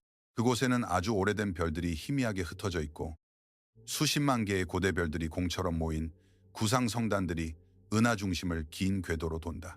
구상성단들은 은하에서 가장 오래된 구성원들 가운데 일부다. 그들은 밝은 나선팔에 바쁜 별 생성 지역에서 떨어진 곳을 천천히 지나간다. 마치 은하의 외곽에 자리한 오래된 마을들처럼 수많은 노년의 별들이 서로 단단히 묶인 채 긴 시간의 바깥길을 돈다. 은하수는 홀로 움직이지도 않는다. 그 주위에는 더 작은 위성은하들이 따라다닌다. 이 작은 동반자들은 은하수의 중력에 묶여 있으며 일부는 이미 천천히 찢겨 더 큰 은하의 일부가 되고 있다. 하늘 곳곳에는 오래전에 은하수에 붙잡힌 작은 은하들의 잔해가 별의 흐름으로 남아있다. 긴 별의 강들이 어둠 속을 가로지르며 한때 독립된 은하였던 작은 구조들이 이제 우리 은하의 몸 안으로 풀려 들어가고 있음을 말해준다.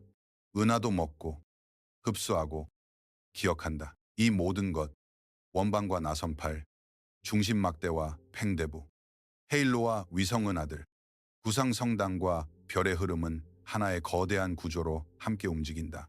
그 가운데에는 태양 400만 개질량의 어두운 중심이 놓여있고 주변에는 수천억 개의 별들이 각자의 궤도를 따라 돈다.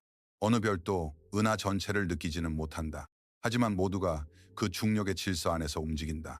은하수는 단순한 별의 모임이 아니라 수억 년의 박자로 천천히 회전하는 하나의 거대한 몸이다. 그리고 이토록 거대한 은하수조차 우주에서는 단 하나의 은하일 뿐이다. 지름 10만 광년, 수천억 개의 별, 2억 년이 넘는 은하년, 중심의 초대 질량 블랙홀과 보이지 않는 암흑물질의 후광, 이 모든 것이 하나의 빛나는 섬에 지나지 않는다. 우리는 손바닥의 동전 같은 태양에서 출발해 이제 10만 광년 너비의 바퀴에 이르렀다. 그러나 이 바퀴도 수족의 은하 가운데 하나다. 사다리는 아직 끝나지 않았다. 다음 계단은 이 섬을 완전히 떠나는 일이다. 은하 속에서 우리의 평범함에는 어떤 조용한 안식이 있다. 우리는 중심도 아니고 끝도 아니다. 수천억 개별 가운데 하나의 작은 별을 돌고 있으며 그 별은 나선팔의 차분한 중간지대에서 은하 중심을 천천히 돈다. 은하의 한 해가 지구 생명의 거대한 시대를 품을 만큼 길어도 우리는 그 움직임을 느끼지 못한다. 우리의 하루는 여전히 뜨고 지는 태양으로 이루어진다. 그러나 그 아래에서 태양계 전체는 거대한 은하의 바퀴를 따라 조용히 항해하고 있다. 은하는 대부분 공허다. 너무 넓어서 은하끼리 충돌해도 별들은 거의 부딪히지 않는다.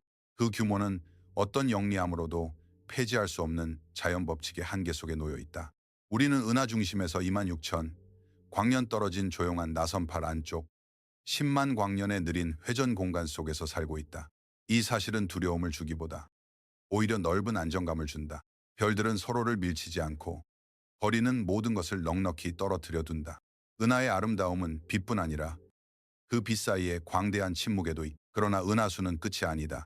그것은 우리가 속한 가장 큰 집처럼 느껴지지만 사실 더 넓은 우주의 한 섬이다. 그 섬을 벗어나면 별과 별 사이의 공허보다 훨씬 깊은 공간이 열린다. 은하와 은하 사이의 거리. 빛이 수백만 년 동안 아무것도 만나지 않고 지나가는 어둠이다. 우리 은하의 모든 별과 구조, 그 느린 회전 전체가 다음 계단에서는 하나의 작은 얼룩으로 줄어든다. 이제 사다리는 은하의 가장자리 밖으로 나아간다.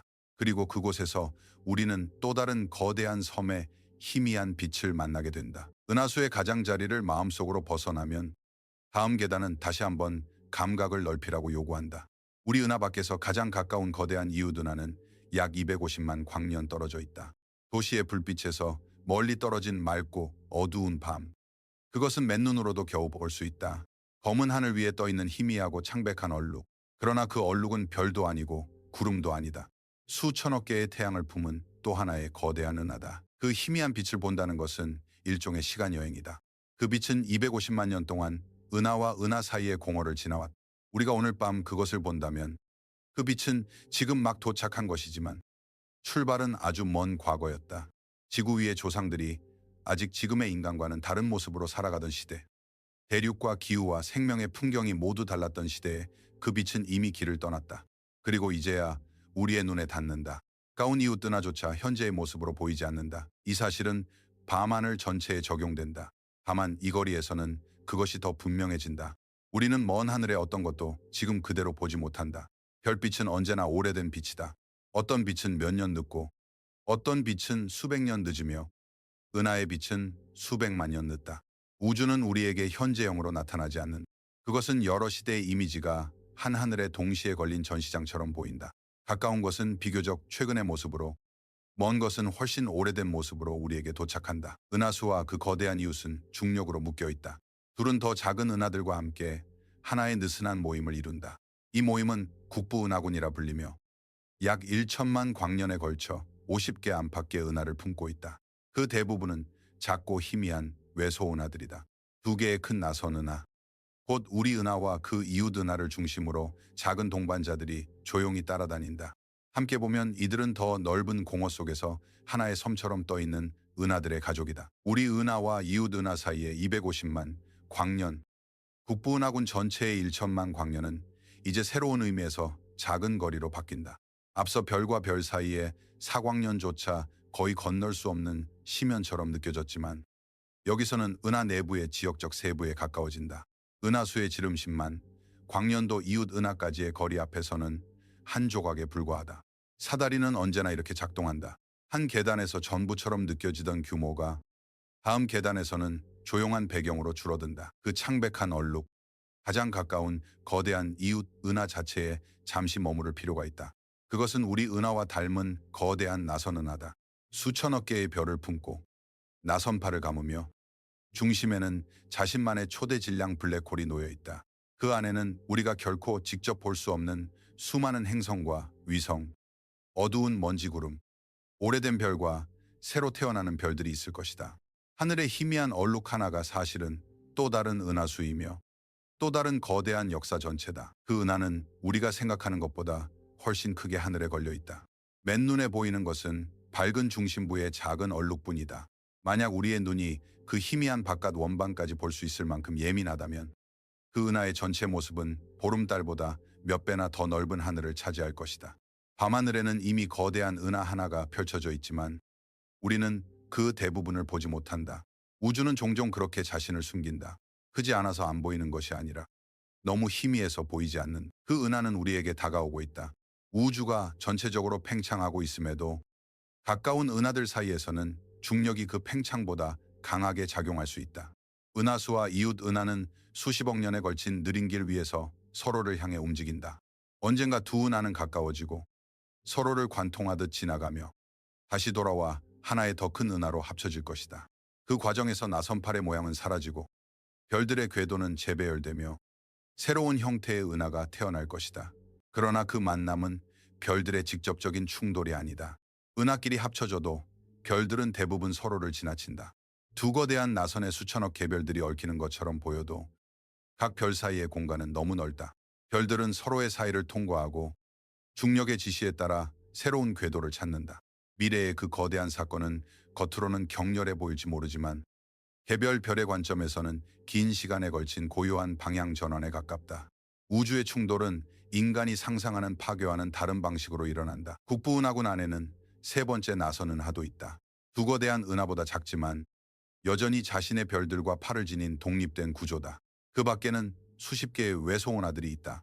어떤 것은 은하수 주위를 돌고 어떤 것은 이웃 은하의 곁에 묶여 있으며 어떤 것은 더 느슨한 궤도로 전체 모임 안을 움직인다. 대부분은 희미하고 작다. 하지만 그들 역시 수백만, 수십억 개의 별을 품은 세계들의 집합이다. 작은 은하라는 말은 우주적 기준에서만 작다는 뜻이다. 이 국부은하구는 더 넓은 우주의 팽창에 맞서 중력으로 묶여있다. 먼 은하들은 공간의 팽창을 따라 점점 멀어지지만 이 작은 가족 안에서는 서로의 중력이 충분히 강하다. 그래서 이 모임은 장구한 미래에도 함께 남을 것이다. 은하수와 이웃 은하는 합쳐지고 작은 동반자들도 서서히 흡수되며 결국 하나의 더 큰 은하로 정착할 가능성이 크다. 더 먼 우주가 시야 밖으로 사라진 뒤에도 이 묶인 섬은 우리와 함께 남는 마지막 구조가 될 것이다. 그 의미에서 국부은하구는 우리가 진정으로 속한 가장 큰 집이다. 태양계는 우리의 가까운 방이고 은하수는 거대한 도시처럼 느껴진다. 그러나 중력이 오래도록 우리를 붙잡아 줄 수 있는 가장 큰 공동체는 이 1천만 광년 크기의 은하군이다. 그 바깥의 우주는 장엄하고 셀 수 없이 많지만 이미 서서히 우리에게서 멀어지고 있다. 언젠가 먼 미래에는 그 모든 외부 은하들이 관측 가능한 지평선 너머로 사라질 것이다. 남는 것은 이 작은 은하들의 선뿐일 것이다. 북부은하군 너머에는 다시 공허가 열린다. 약 50개의 은하로 이루어진 이 느슨한 섬을 지나면 한동안 거의 아무것도 없는 넓은 간격이 이어진 그리고 훨씬 더 먼 곳에 다음으로 비교할 만한 큰 은하들의 도시가 나타난다. 그 거대한 은하단은 대략 6,500만 광년 떨어진 곳에 있다. 우리 은하군보다 훨씬 풍부하고 수백에서 수천 개의 은하를 품은 구조다. 그러나 우리와 그 사이에는 대부분 빈 공간이 놓여 있다. 은하들의 도시는 드물고 그 사이의 어둠은 훨씬 더 넓다. 그 먼 은하단에서 오는 빛은 6,500만 년 전의 것이다. 그 빛이 출발했을 때 지구는 지금과 전혀 다른 세계였다. 하늘과 바다와 숲에는 오늘날과 다른 생명들이 살고 있었고 대륙의 풍경도 다른 이야기를 품고 있었다. 그 긴 시간 동안 빛은 거의 아무것도 만나지 않은 채 우주 공간을 지나왔다. 그리고 지금 망원경에 도착해 과거의 한 장면을 우리에게 보여준다. 더 멀리 볼수록 우주는 현재가 아니라 기억으로 변한다. 여기서 반복되는 형태는 분명하다. 태양계에서 행성들은 드물었고 그 사이에는 빈 공간이 있었다. 은하 안에서는 별들이 드물었고 그 사이에는 광년 단위의 공허가 있었다. 이제 은하들의 규모에서도 같은 구조가 나타난다. 빛의 섬들이 드물게 모이고 그 사이에는 훨씬 더 큰 어둠의 바다가 놓인다. 북부은하구는 하나의 섬이고 다음 은하단은 또 다른 섬이다. 그 사이의 대부분은 길도 표지도 없는 고요한 빈자리다. 은하 내부의 공허도 깊지만 은하 사이의 공간에 비하면 오히려 붐비는 곳이다. 은하 안에는 적어도 별이 있고 가스 구름이 있으며 먼지가 있고 별빛이 지나간다. 그러나 은하 사이의 공간에는 그런 것들이 거의 없다. 우주가 제공하는 가장 완전한 무에 가까운 장소가 바로 그곳이다. 평균적으로 은하 사이의 공간 1세제곱미터에는 원자 하나 정도가 있을 뿐이라고 말할 수 있다. 사람 하나가 들어갈 수 있는 부피 속의 원자 하나, 그 정도의 희박함이다. 그곳에는 구름도, 의미 있는 먼지도, 가까운 별빛도 없다. 구조라고 부를 만한 것도 거의 없다. 수백만, 광년, 수천만 광년에 걸쳐 거의 완벽한 진공이 이어진다. 지구의 실험실에서 만든 가장 뛰어난 진공조차 그보다 훨씬 많은 물질을 품는다. 우리가 아무것도 없다고 부르는 실험 장치의 내부도 은하 사이의 공간에 비하면 붐비는 편이다. 우주적 공허는 인간이 만들어낸 빈 공간보다 더 비어 있다. 그리고 그것은 작은 방이 아니라 은하들을 둘러싼 거대한 바다다. 그 공허를 가로지르는 빛 한 줄기를 떠올려보자.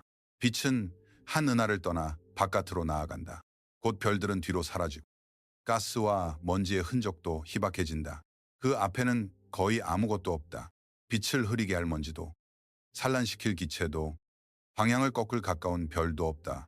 빛은 수십만 년, 수백만 년 동안 계속 나아간다. 얼마나 왔는지 표시해줄 풍경도 없이 오직 거리 그 자체를 통과한다. 은하 사이의 공간은 사건보다 지속에 가까운 장소다. 그곳에는 이상한 평화가 있다. 은하 사이의 공간은 폭풍처럼 요동치지 않는, 그것은 우주에서 가장 고요한 장소에 가깝다. 빛이 수백만 년을 지나가도 한 번도 방해받지 않을 수 있는 침묵이다. 아무 일도 일어나지 않는 곳, 변화라고 부를 만한 것이 거의 없는 곳, 단지 드문 밝은 섬들 사이를 열어두는 거리만이 있을 뿐이다.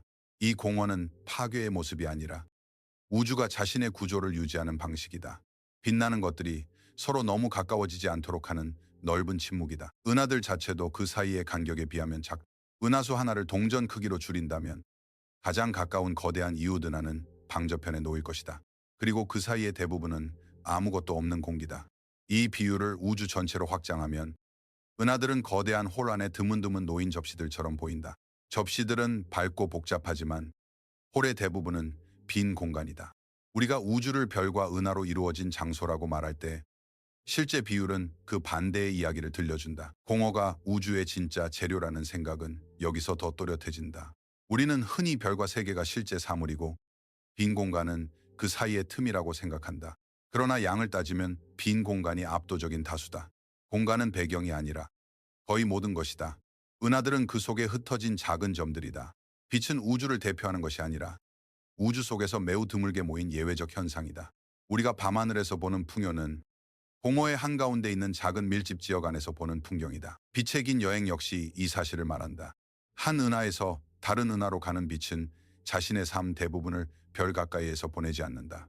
그것은 은하의 먼지와 가스 사이를 잠깐 지나고 곧 은하 밖으로 빠져나와 거의 아무것도 없는 공간을 오랫동안 여행한다. 우리가 오늘 밤먼 은하에서 받는 빛도 마찬가지다. 그 빛은 거의 모든 시간을 은하 사이의 어둠 속에서 보내.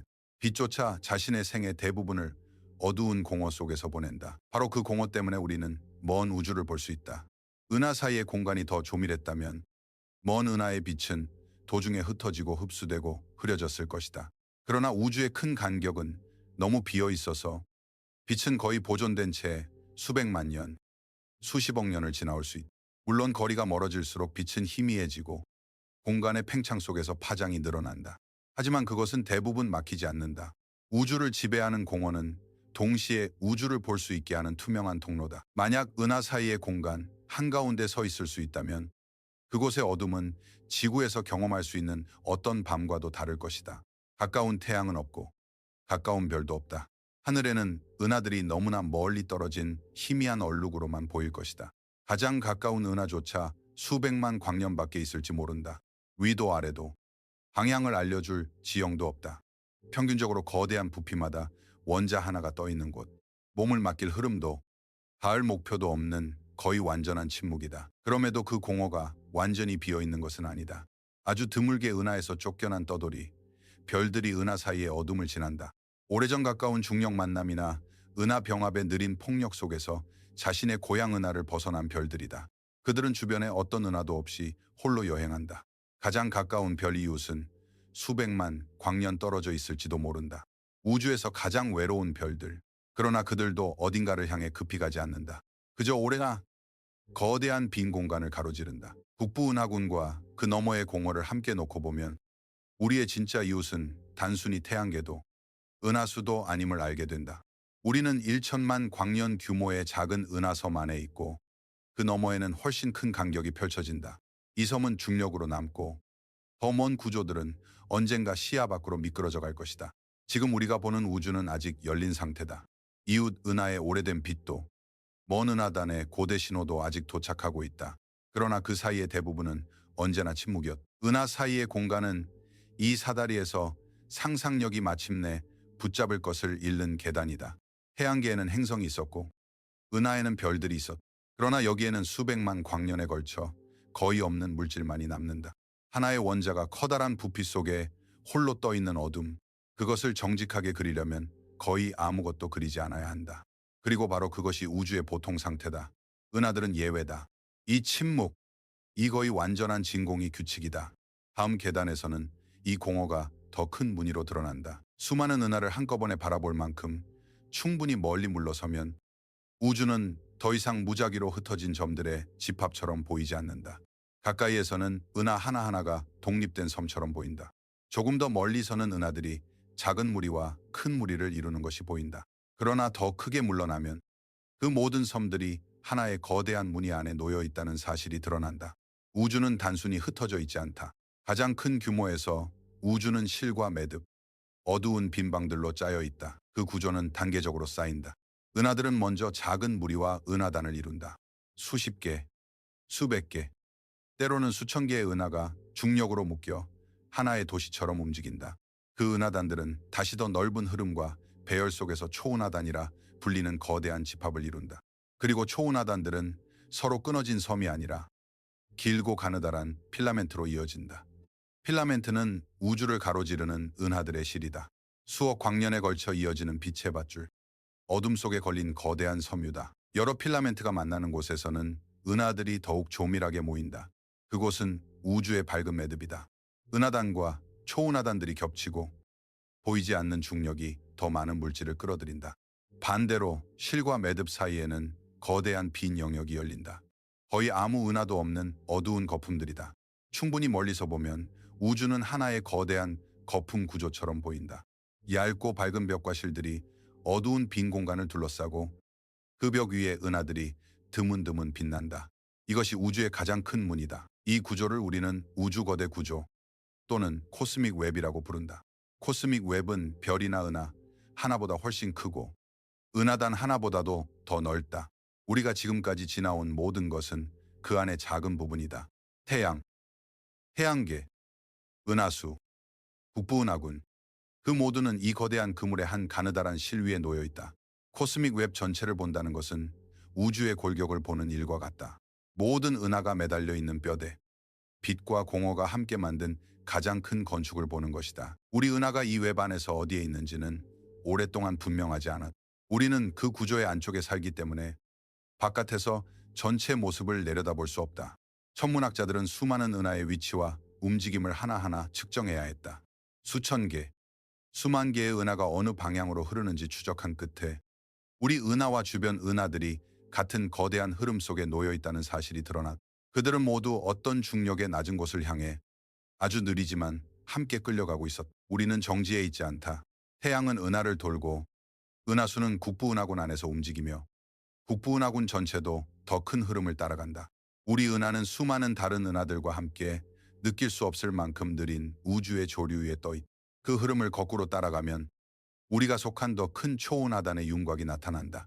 그 규모는 약 5억 광년에 이르는 것으로 그려진다. 그리고 그 안에는 대략 10만 개에 가까운 은하가 포함된다고 말할 수 있다. 10만 개의 은하, 하나하나가 수천억 개의 별을 품을 수 있는 거대한 도시들이다. 그 모든 은하들이 하나의 넓은 흐름 속에 놓여 있다. 이제 그 안에서 우리의 위치를 다시 생각해보자.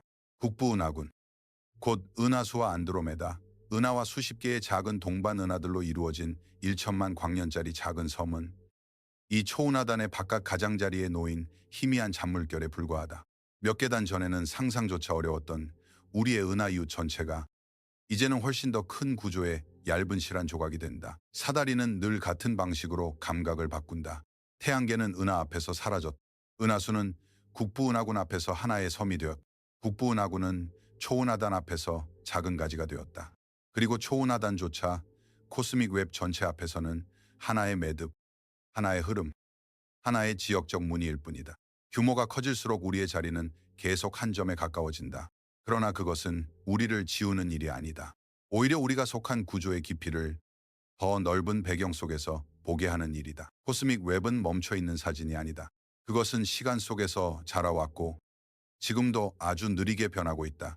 필라멘트는 물질을 끌어들이고 밝은 매듭들은 더 많은 은하와 가스를 모은다. 반대로 그 사이의 빈 영역은 점점 더 비어간다. 수십억 년에 걸쳐 중력은 우주 물질을 정리해왔다. 조금 더 밀도가 높던 곳은 더 많은 물질을 끌어들이고 조금 더 비어있던 곳은 자신의 물질을 주변의 실로 내어준다. 그렇게 밝은 구조는 더 또렷해지고 어두운 공허는 더 깊어진다. 이 거대한 무늬는 우연히 생겨난 것이 아니다. 그 시작은 초기 우주의 아주 미세한 밀도 차이에 있었다. 거의 균일하던 어린 우주 안에도 어떤 곳은 평균보다 아주 조금 더 조밀했고 어떤 곳은 아주 조금 더 희박했다. 그 차이는 처음에는 거의 눈에 띄지 않는 잔물결에 불과했다. 그러나 중력은 인내심이 깊다. 조금 더 조밀한 곳은 주변 물질을 아주 조금 더 강하게 끌어당겼고 그러면서 더 조밀해졌다. 작은 차이는 더 큰 차이를 만들고 시간은 그 차이를 거대한 구조로 키웠다. 희박한 곳에서는 반대의 일이 일어났다. 물질은 더 조밀한 주변 영역으로 천천히 흘러나갔다. 그 결과 빈 곳은 더 비게 되었고 조밀한 곳은 더 밝아졌다. 수십억 년 동안 이 느린 분류가 계속되며 처음에는 거의 매끄럽던 우주는 오늘날의 거품 같은 구조로 변했다. 은하들은 필라멘트와 벽을 따라 모이고 그 사이에는 거대한 공동이 남았다. 우주의 현재 모습은 중력이 작은 차이를 얼마나 오래, 얼마나 조용히 키울 수 있는지를 보여주는 기록이다. 그러나 우리가 보는 밝은 웹은 전체의 전부가 아니다. 그 아래에는 더 어두운 웹이 필라멘트와 매듭의 기본 골격은 보통 물질보다 먼저 암흑물질에 의해 만들어졌다고 이해된다. 암흑물질은 빛을 내지 않지만 중력을 지닌다. 그것은 초기 우주의 미세한 밀도 차이를 따라 먼저 거대한 보이지 않는 발판을 만들었다. 그 뒤 가스와 보통 물질이 그 중력의 골격을 따라 모였고 별과 은하가 생겨났다. 우리가 보는 은하의 웹은 보이지 않는 암흑물질 웹 위에 켜진 빛의 흔적이다. 이 점에서 코스믹 웹은 두 겹의 구조다. 하나는 망원경으로 볼 수 있는 은하들의 밝은 배열이다. 다른 하나는 그 배열을 가능하게 한 보이지 않는 질량의 뼈대다. 밝은 물질은 암흑의 골격 위에서만 지금과 같은 모습을 갖는다. 은하들은 허공에 아무렇게나 놓인 것이 아니라 암흑물질이 만든 중력의 길을 따라 자리 잡았다. 우리가 하늘 지도에서 보는 빛나는 실들은 사실 더 깊고 어두운 실들의 표면에 드러난 흔적이다. 우주의 가장 큰 아름다움은 보이지 않는 것의 의지에 빛난다. 우리 은하의 느린 흐름도 이 같은 정리 과정의 일부다. 수천 개의 은하가 함께 더 조밀한 영역을 향해 움직인다. 그 흐름은 강물처럼 빠르지 않고 폭풍처럼 요란하지도 않다. 그러나 수십억 년의 시간 속에서는 충분히 의미가 있다. 은하들은 필라멘트를 따라 조금씩 미끄러지고 큰 매듭을 향해 느리게 내려간다. 우리는 그 흐름 위에 타고 있다. 태양계 안에서는 전혀 느끼지 못하지만 더 큰 지도로 보면 우리 은하도 우주적 중력의 길을 따라 천천히 이동하는 한 점이다. 우리가 속한 초은하다는 하나의 단단한 물체가 아니다. 그것은 중력으로 완전히 묶여 영원히 함께 남을 도시가 아니라 비슷한 방향으로 흐르는 넓은 영역에 가깝다. 안쪽 일부는 서로 끌어당기지만 바깥쪽은 우주 팽창의 영향을 받으며 점차 멀어진다. 초은하단이라는 말은 견고한 벽돌 구조를 뜻하지 않는다. 그것은 공동의 흐름, 잠시 드러난 거대한 패턴, 형성되는 동시에 풀려가는 느슨한 집합을 가리킨다. 우주에서 가장 큰 구조들조차 영원한 고정물이 아니라 시간 속의 과정이다. 이 모든 것을 지도화하기 위해 천문학자들은 수많은 은하의 위치와 거리를 측정한다. 한 은하가 하늘의 어느 방향에 있는지뿐 아니라 그 빛이 얼마나 늘어났는지, 어떤 속도로 우리에게서 멀어지거나 움직이는지를 살핀다. 그렇게 3차원 지도가 만들어진다. 점들이 쌓이고 점들이 이어지며 어느 순간 무늬가 떠오른다. 처음에는 흩어진 것처럼 보였던 은하들이 실과 벽을 따라 배열되어 있음이 보인다. 그리고 그 사이에 어두운 비어 있음도 구조의 일부로 나타난다. 이 지도들은 우주가 별들의 흩뿌림이 아니라 하나의 거대한 조직처럼 보이게 만든다. 밝은 실과 어두운 공간이 반복되는 그 모습은 생물의 신경망이나 세포 조직을 떠올리게 하지만 그것은 살아있는 생명체가 아니다. 중력과 팽창, 보이는 물질과 보이지 않는 물질이 수십억 년 동안 만든 물리적 문이다. 규모가 너무 커서 한 문명은 그 변화를 거의 볼 수 없다. 그러나 빛의 기록과 은하들의 위치를 모으면 그 느린 성장이 남긴 현재의 형태를 읽을 수 있다. 코스믹 웹을 본다는 것은 우주가 공허와 빛을 동시에 사용해 자신을 조직했다는 사실을 보는 일이다. 은하들은 밝은 실을 따라 모여 있고 그 사이에는 거대한 어둠의 방들이, 그 빈 영역은 실수로 남은 공간이 아니다. 물질이 중력에 이끌려 빠져나간 결과이며 밝은 구조와 함께 생겨난 쌍둥이 같은 존재다. 필라멘트가 있을 때 공허가 있을 때 필라멘트가 더 뚜렷해진다. 코스믹 웹은 빛의 지도이면서 동시에 결핍의 지도다. 우리는 그 웹의 한 실 위에 산다. 그 실 안에 한 초은하단, 그 바깥 가장자리에 작은 국부은하군, 그 안에 한 나선 은하, 그 은하에 한 평범한 별, 그리고 그 별을 도는 작은 행성 위에 있다. 모든 계단을 다시 내려다보면 위치는 점점 작아진다. 그러나 동시에 연결은 더 넓어진다. 우리 세계는 고립된 먼지가 아니라 초기 우주의 미세한 잔물결에서 자라난 거대한 구조의 한 조용한 점이다. 우리의 자금은 아무것도 아님이 아니라 거대한 무늬 안에 속해 있다는 뜻이다. 코스믹 웹은 우주에서 가장 큰 건축이다. 가장 희미한 초기의 흔들림에서 시작해 암흑물질에 보이지 않는 발판 위에서 자라나 은하들의 빛으로 그 윤곽을 드러냈다. 지금도 그 실들은 물질을 끌어들이고 매듭들은 무거워지며 빈 공간들은 더 넓고 조용해지고 있다. 우리는 그중 하나의 실 위에서 멀리 있는 중력의 낮은 곳을 향해 아주 느리게 흐른다. 그러나 웹이 감싸고 있는 어두운 방들, 그 거대한 모이들은 또 다른 이야기를 품고 있다. 다음 계단은 그 공허의 중심으로 들어간다. 코스믹 웹의 밝은 필라멘트 사이에는 거대한 빈 공간들이 놓여 있다. 그것들은 단순한 틈이 아니다. 은하와 은하단 사이에 우연히 남은 작은 여백도 아니다. 보이드, 곧 우주 공동이라 불리는 이 영역들은 우주가 가장 큰 규모에서 만들어낸 진정한 공허다. 그들은 무엇을 품고 있는지보다 무엇이 없는지로 정의된다. 별이 없고 은하가 거의 없고 빛나는 구조가 드물다. 그 비어있음 자체가 하나의 거대한 구조가 된다. 잘 알려진 어떤 보이드는 지름이 약 3억 3천만 광년에 이르는 것으로 여겨진다. 이 거리는 앞서 우리가 올라온 계단들을 거의 사라지게 만들 만큼 크다. 그만한 부피라면 보통의 우주 밀도에서는 수천 개의 은하가 들어있어야 한다. 그러나 그 안에는 겨우 몇십 개의 은하만이 발견된다. 있어야 할 수천 개의 빛 대신 거의 아무것도 없는 어둠이 수억 광년에 걸쳐 이어진다. 우주는 여기서 물질이 아니라 결핍으로 자신의 크기를 말한다. 이런 빈 영역이 처음 지도 위에 드러났을 때 그것은 쉽게 이해되지 않았다. 우주는 가장 큰 규모에서 대체로 고르게 보일 것이라고 예상되었기 때문이다. 물론 은하와 은하단 같은 작은 규모의 뭉침은 있어도 수억 광년을 가로지르는 거대한 구멍이 그렇게 텅 빈 채 존재할 수 있으리라고는 쉽게 받아들여지지 않았다. 그런 보이드는 우주가 생각보다 훨씬 더 거칠고 훨씬 더 깊은 명암을 가진 구조라는 사실을 보여주었다. 보이드는 긴 시간에 걸쳐 천천히 만들어진다. 처음부터 완전히 빈 방으로 존재했던 것이 아니다. 초기 우주의 아주 작은 밀도 차이가 중력에 의해 커지면서 물질은 조금 더 조밀한 곳으로 끌려갔다. 희박한 영역의 은하와 가스는 주변 필라멘트와 벽을 향해 흐르고 중심부는 점점 더 비어갔다. 밝은 실이 진해질수록 어두운 방도 더 깊어진다. 코스믹 웹의 필라멘트와 보이드는 서로 분리된 현상이 아니라 같은 과정의 두 얼굴이다. 보이드의 내부는 완전히 비어있지는 않다. 그 안에도 드물게 은하가 존재한다. 그러나 그 은하들은 우주의 가장 외로운 장소들에 놓여 있다. 사방으로 수천만, 때로는 수억 광년의 거의 빈 공간이 펼쳐지고 가까운 이웃은 거의 없다. 우리는 그런 은하들을 보이드 은하라고 부른다. 그들은 은하단의 분비는 도시에서 자란 은하들과 다르다. 주변에 부딪힐 대상이 적고 중력으로 흔드는 이웃도 적다.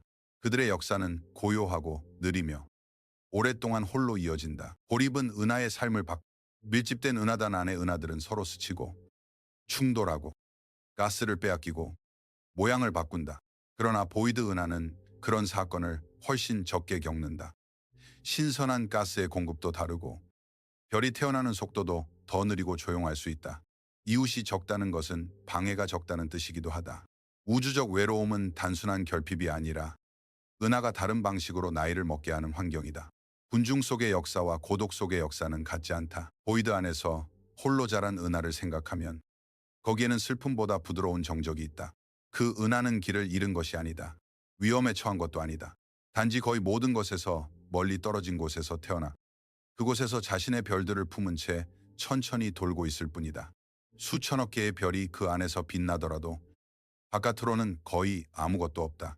그 은하는 아무에게도 서두르지 않고 아무것도 요구하지 않는 가장 깊은 어둠 속에서도 자신만의 느린 빛을 이어간다. 보이드들은 우주에서 부피로는 지배적인 존재다. 우리의 눈은 밝은 필라멘트와 은하단에 끌리지만 공간의 대부분은 그 빛나는 구조가 아니라 그 사이의 빈 영역에 속한다. 우주를 같은 크기의 상자들로 나눈다면 많은 상자들이 은하가 드문 보이드 안에 놓일 것이다. 보통의 보이드도 1억 광년 규모에 이를 수 있고 더 큰 것들은 그 몇 배로 뻗는다. 그 안에서 은하의 밀도는 평균보다 훨씬 낮아지고 빛나는 구조는 먼 가장자리로 물러난다. 그런 보이드를 가로지르는 상상을 해보자. 여행자는 긴 시간 동안 거의 아무것도 만나지 못할 것이다. 가끔 희미한 은하 하나가 너무 먼 곳에서 나타나고 다시 사라진다. 그 사이의 대부분은 어둠과 낮은 밀도의 공간이다. 방향을 알려줄 별의 밀림도 없고 가까운 은하의 무리도 없다.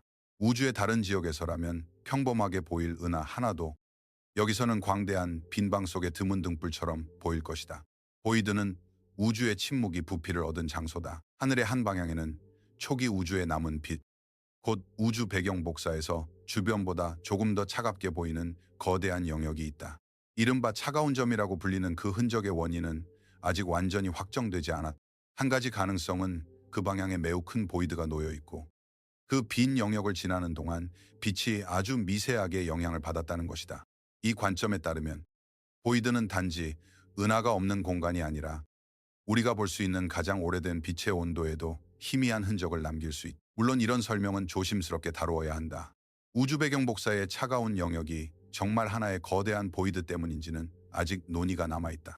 그러나 그 가능성만으로도 보이드의 존재는 더 깊어진다.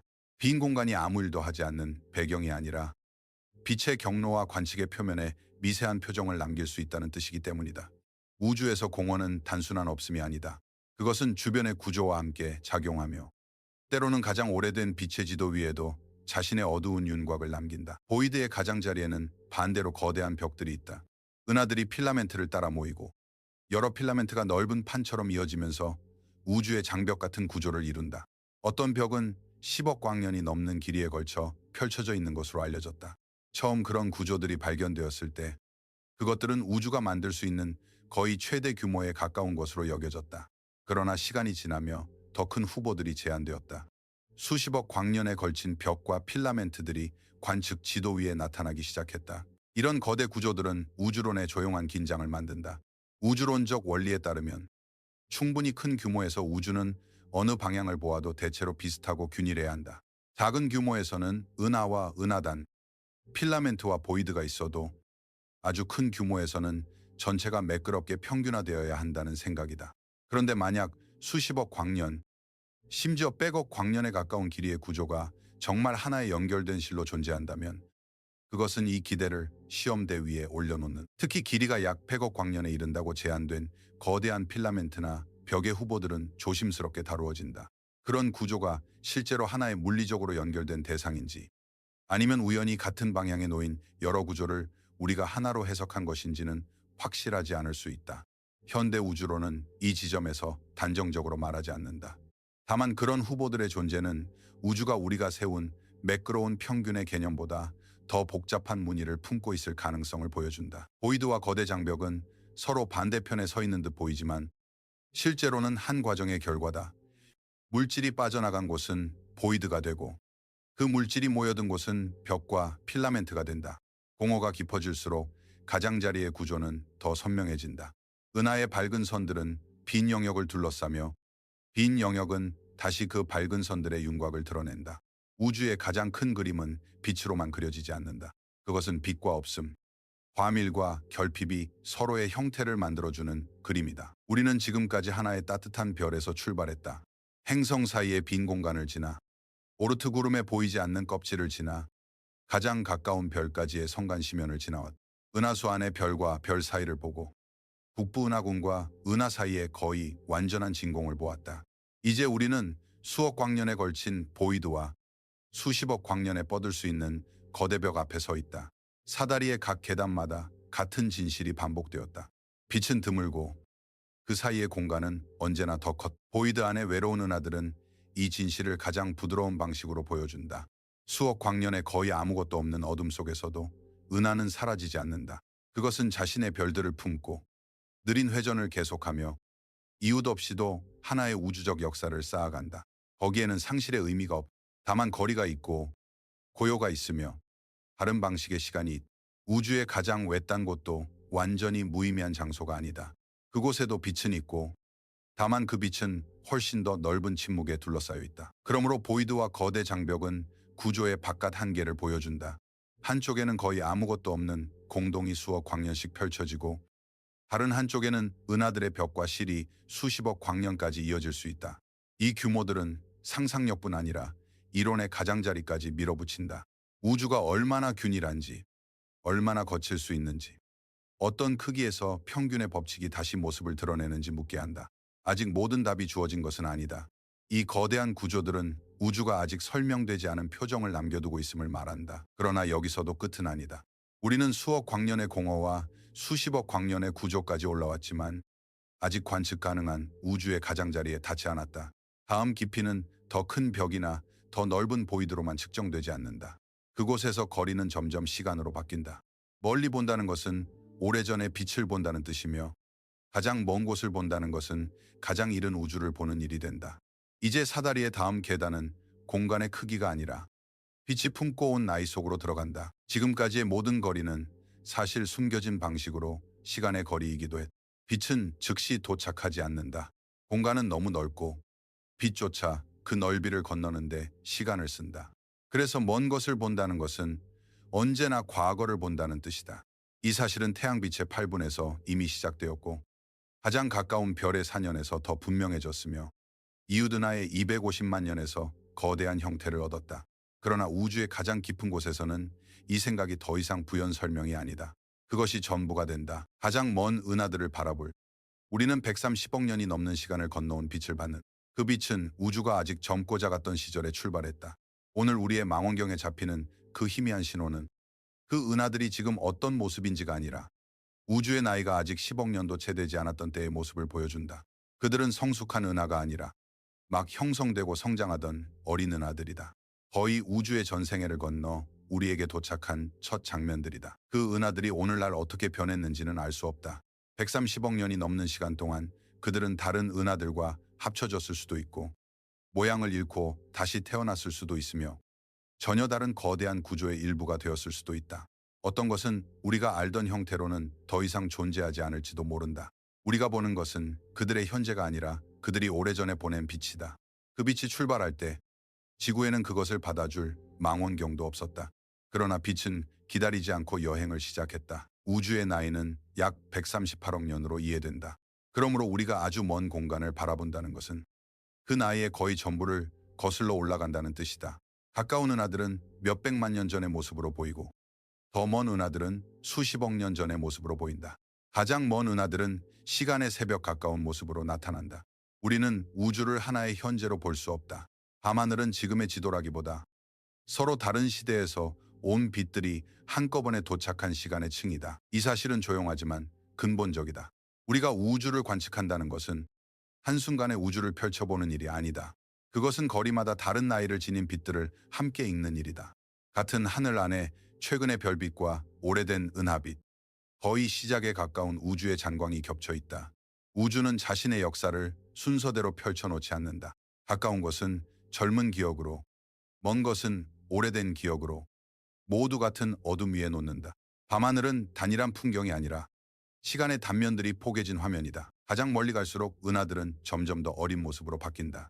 크기는 작고 모양은 불규칙하며 새별들이 격렬하게 태어나는 빛으로 밝다. 우리가 익숙하게 보는 나선 은하나 타원 은하의 안정된 형태가 아직 완성되지 않았던 시기다. 물질은 모이고 있었고 별들은 막 불붙고 있었으며 은하들은 서로의 중력 속에서 성장의 방향을 찾고 있었다. 그 빛은 우주의 첫 장들에서 날아온다. 아직 모든 것이 지금처럼 정리되기 전 젊은 우주의 거친 숨결이 그 안에 남아있다. 그 빛은 긴 여행 동안 변한다. 우주는 팽창하고 있고 공간이 늘어나는 동안 그 공간을 지나가는 빛의 파장도 함께 늘어난다. 처음에는 눈에 보이는 빛으로 출발했더라도 수십억 년의 팽창을 지나오면 더 긴 파장으로 밀려난다. 이것을 적색편이라고 부른다. 더 멀리서 온 빛일수록 더 많이 늘어나고 더 붉게 밀려난다. 가장 먼 은하들의 빛은 이제 우리가 눈으로 보는 범위를 거의 벗어나 적외선 영역에서야 포착된다. 거리와 나이는 빛의 세간에 기록된다. 그래서 가장 먼 은하를 찾는다는 것은 단순히 더 예민한 눈으로 더 희미한 점을 찾는 일이 아니다. 그것은 오래전에 출발해 우주 팽창 속에서 길게 늘어난 빛을 찾아내는 일이다. 그 빛은 너무 약하고 너무 붉게 밀려나 있으며 보통의 시야로는 사라진 것처럼 보인다. 그러나 적외선을 감지하는 장비는 그 고대에 늘어진 빛을 붙잡는다. 우리가 먼 우주의 어린 은하들을 보는 것은 세기 거리와 시간을 말해주기 때문이다. 빛은 자신이 지나온 우주의 역사를 몸에 새기고 온다. 그러나 아무리 멀리 보아도 한계가 있다. 은하들이 끝나는 지점이 그것은 공간이 끝나기 때문이 아니다. 그보다 더 먼 곳의 빛은 은하가 아직 존재하지 않던 시대에서 오기 때문이다. 별들이 아직 태어나지 않았고 은하들이 아직 모양을 갖추지 못한 시간, 그 너머로 더 거슬러 올라가면 우리는 사물들의 빛이 아니라 우주 자체의 남은 빛을 만나게 된다. 모든 방향에서 오는 희미한 잔광, 어린 우주가 남긴 가장 오래된 온기다. 초기의 우주는 지금처럼 투명하지 않았다. 그것은 뜨겁고 조밀한 빛의 안개였다. 빛은 자유롭게 직진할 수 없었다. 너무 많은 입자들이 촘촘히 섞여 있었고 빛은 조금만 나아가도 곧 흩어졌다. 그 시대의 우주는 밝았지만 볼 수 있는 대상은 없었다. 별도 은하도 없었고 선명한 경계도 없었다. 오직 전체가 뜨겁게 빛나는 안개처럼 존재, 밝음이 반드시 볼 수 있음을 뜻하지는 않는다. 너무 조밀한 빛은 오히려 시야를 막는 안개가 된다. 시간이 흐르며 우주는 팽창하고 식어갔다.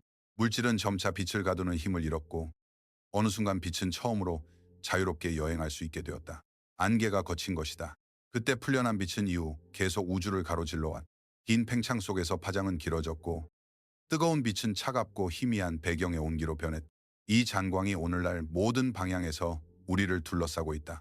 그것은 우리가 볼 수 있는 가장 오래된 빛이며 관측 가능한 우주의 가장 깊은 표면이다. 이 오래된 잔광은 시야의 끝에 있는 벽이다.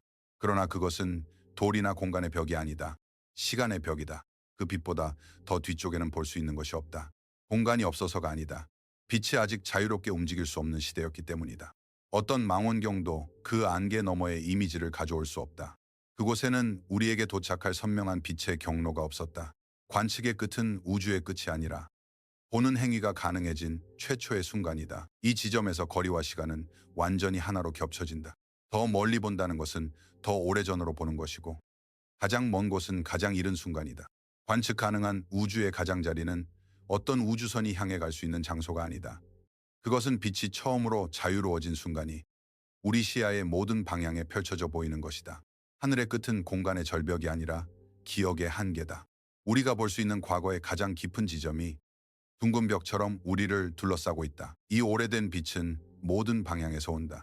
북쪽에서도, 남쪽에서도, 은하수 너머에서도, 가장 어두운 하늘의 빈 곳에서도 같은 잔광이 감지된다. 우리는 그 한가운데 서 있는 것이 아니라 그 빛이 도착하는 현재의 한 지점에 있다. 우주 어디에서 관측하더라도 각자의 하늘에는 자신을 둘러싼 오래된 빛의 표면이 있을 것이다. 관측 가능한 우주는 관측자마다 자신의 시간적 지평을 가진다. 우리가 보는 경계는 우주의 절대적인 끝이 아니라 우리에게 빛이 도달할 수 있었던 범위의 끝이다. 그 경계의 크기는 우주의 나이만으로 단순하게 계산되지 않는다. 가장 오래된 빛은 130억 년이 넘는 시간 동안 우리를 향해 날아왔지만 그 사이에 공간 자체가 팽창했다. 빛이 여행하는 동안 빛이 지나온 길도 함께 늘어났다. 그래서 그 빛이 출발한 지역은 지금 우리에게서 훨씬 더 멀리 떨어져 있다. 관측 가능한 우주는 나이를 광년으로 단순히 바꾼 것보다 훨씬 더 큰 구다. 오랜 팽창이 그 시야의 반지름을 크게 부풀려 놓았다. 이 사실은 직관과 어긋나지만 우주의 깊은 구조를 말해준다. 빛은 일정한 속도로 여행했지만 공간은 그 여행 내내 변하고 있었다. 그러므로 우리는 단순히 고정된 무대 위에서 빛이 얼마나 오래 달렸는지를 재는 것이 아니다. 늘어나는 무대 위에서 빛이 우리에게 도착할 수 있었던 역사를 재는 것이다. 가장 오래된 잔광은 130억 년 넘게 여행했지만 그 출발지는 이제 수백억 광년의 현재 거리로 멀어져 있다. 우주를 보는 일은 늘 움직이는 거리 위에서 이루어진다. 그래서 관측 가능한 우주의 끝은 두 겹의 의미를 가진다. 하나는 시간의 끝이다. 우리가 볼 수 있는 가장 오래된 순간, 빛이 처음으로 자유롭게 이동하기 시작한 때다. 다른 하나는 현재 거리의 끝이다. 그 오래된 빛을 보낸 영역이 지금은 훨씬 더 멀리 가 있다는 사실이다. 우리는 오래된 모습과 현재의 거리를 동시에 생각해야 한다. 우주는 한 장의 고정사진이 아니다. 그것은 빛이 출발한 과거와 공간이 팽창한 현재가 서로 겹쳐진 깊은 기록이다. 그 벽 너머에는 무엇이 있는가? 이 질문은 자연스럽지만 조심스럽게 다루어야 한다. 그 너머에 공간이 없다고 말할 수는 없다. 관측 가능한 한계밖에도 우주는 이어져 있을 수 있다. 그러나 우리는 볼 수 없다. 빛이 우리에게 도달할 시간이 없었거나 더 이른 시대에는 빛이 자유롭게 이동하지 못했기 때문이다. 우리의 시야는 우주 전체와 같지 않다. 관측 가능한 우주는 우리가 접근할 수 있는 빛의 역사이며 그 너머는 원리적으로 우리에게 닫혀있는 영역이다. 이 한계에는 이상한 겸손이 있다. 우주는 자신을 전부 열어 보이지 않는다. 우리는 놀라울 만큼 많은 것을 볼 수 있지만 동시에 볼 수 없는 것도 근본적으로 남아있다. 가장 오래된 빛보다 이전의 모습, 관측 지평 너머의 현재, 너무 멀어 신호가 결코 도착하지 않을 지역들. 그 모든 것은 우주의 일부일 수 있지만 우리의 그림 안에는 들어오지 않는다. 관측은 강력하지만 완전하지 않다. 빛의 속도와 우주의 나이, 그리고 팽창이 함께 우리의 시야에 조용한 테두리를 그린다. 그럼에도 우리가 볼 수 있는 것은 이미 압도적이다. 한 방향을 깊이 들여다보면 우리는 은하들이 점점 젊어지고 작아지고 거칠어지는 시간의 층을 지난다. 더 깊이 들어가면 별 이전의 어둠과 마침내 모든 방향에서 오는 첫 자유로운 빛의 표면에 닿는다. 우주의 역사는 하늘 위에 펼쳐져 있다. 가까운 별의 최근 빛에서 시작해 은하들의 오래된 빛을 지나 가장 오래된 잔광까지 이어진다. 밤하늘은 단순한 공간의 깊이가 아니라 우주의 기억이 겹겹이 쌓인 장소다. 이제 우리는 사다리의 가장 깊은 계단 가운데 하나에 서 있다. 태양계의 거리, 별 사이의 거리, 은하 사이의 거리, 보이드와 필라멘트의 거리를 지나 마침내 거리가 시간으로 완전히 바뀌는 곳에 도착했다. 가장 먼 것은 가장 오래된 것이고 가장 오래된 것은 우리 시야의 끝이다. 그 끝은 닿을 수 있는 장소가 아니라 빛이 처음으로 우주를 가로지를 수 있게 된 순간이다. 우리는 공간의 가장자리를 본 것이 아니라 볼 수 있음의 시작을 본 것이다. 그러나 이 거대한 고대의 시야조차 고정되어 있지 않다. 빛이 우리에게 도착하는 동안 공간이 늘어났듯 지금 이 순간에도 거리들은 계속 변하고 있다. 은하들은 서로 멀어지고 멀리 있는 것일수록 더 빠르게 우리에게서 물러난다. 관측 가능한 우주의 가장자리에서 우리는 시간의 벽을 보았지만 그 벽을 둘러싼 현실은 여전히 팽창하고 있다. 다음 계단에서는 이 사실이 전체 여정의 의미를 다시 바꾼다. 우주는 단지 크기만 한 것이 아니라 지금도 조용히 멀어지고 있다. 가장 붙잡기 어려운 거리는 고정되어 있지 않은 거리다. 지금까지 우리는 공간을 하나의 조용한 무대처럼 다루어 왔다. 그 위에 태양과 별, 은하와 필라멘트가 각자의 위치에 놓여 있는 것처럼 말했다. 그러나 우주의 무대는 정지해 있지 않다. 공간 자체가 늘어나고 있다. 멀리 떨어진 두 지점 사이의 간격은 시간이 흐를수록 커진다. 은하들이 단순히 빈 공간 속을 날아가 멀어지는 것이 아니라 그들 사이의 공간이 안쪽에서부터 부풀어 오르고 있다. 이것을 조심스럽게 이해해야 한다.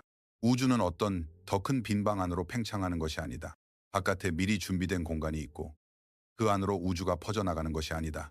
늘어나는 것은 우주 안의 공간 자체다. 은하들은 그 공간 위에 놓인 표시처럼 서로 멀어진다. 그들이 모두 어떤 중심에서 폭발하듯 흩어지는 것도 아니다. 어느 한 곳이 특별한 중심인 것도 아니다.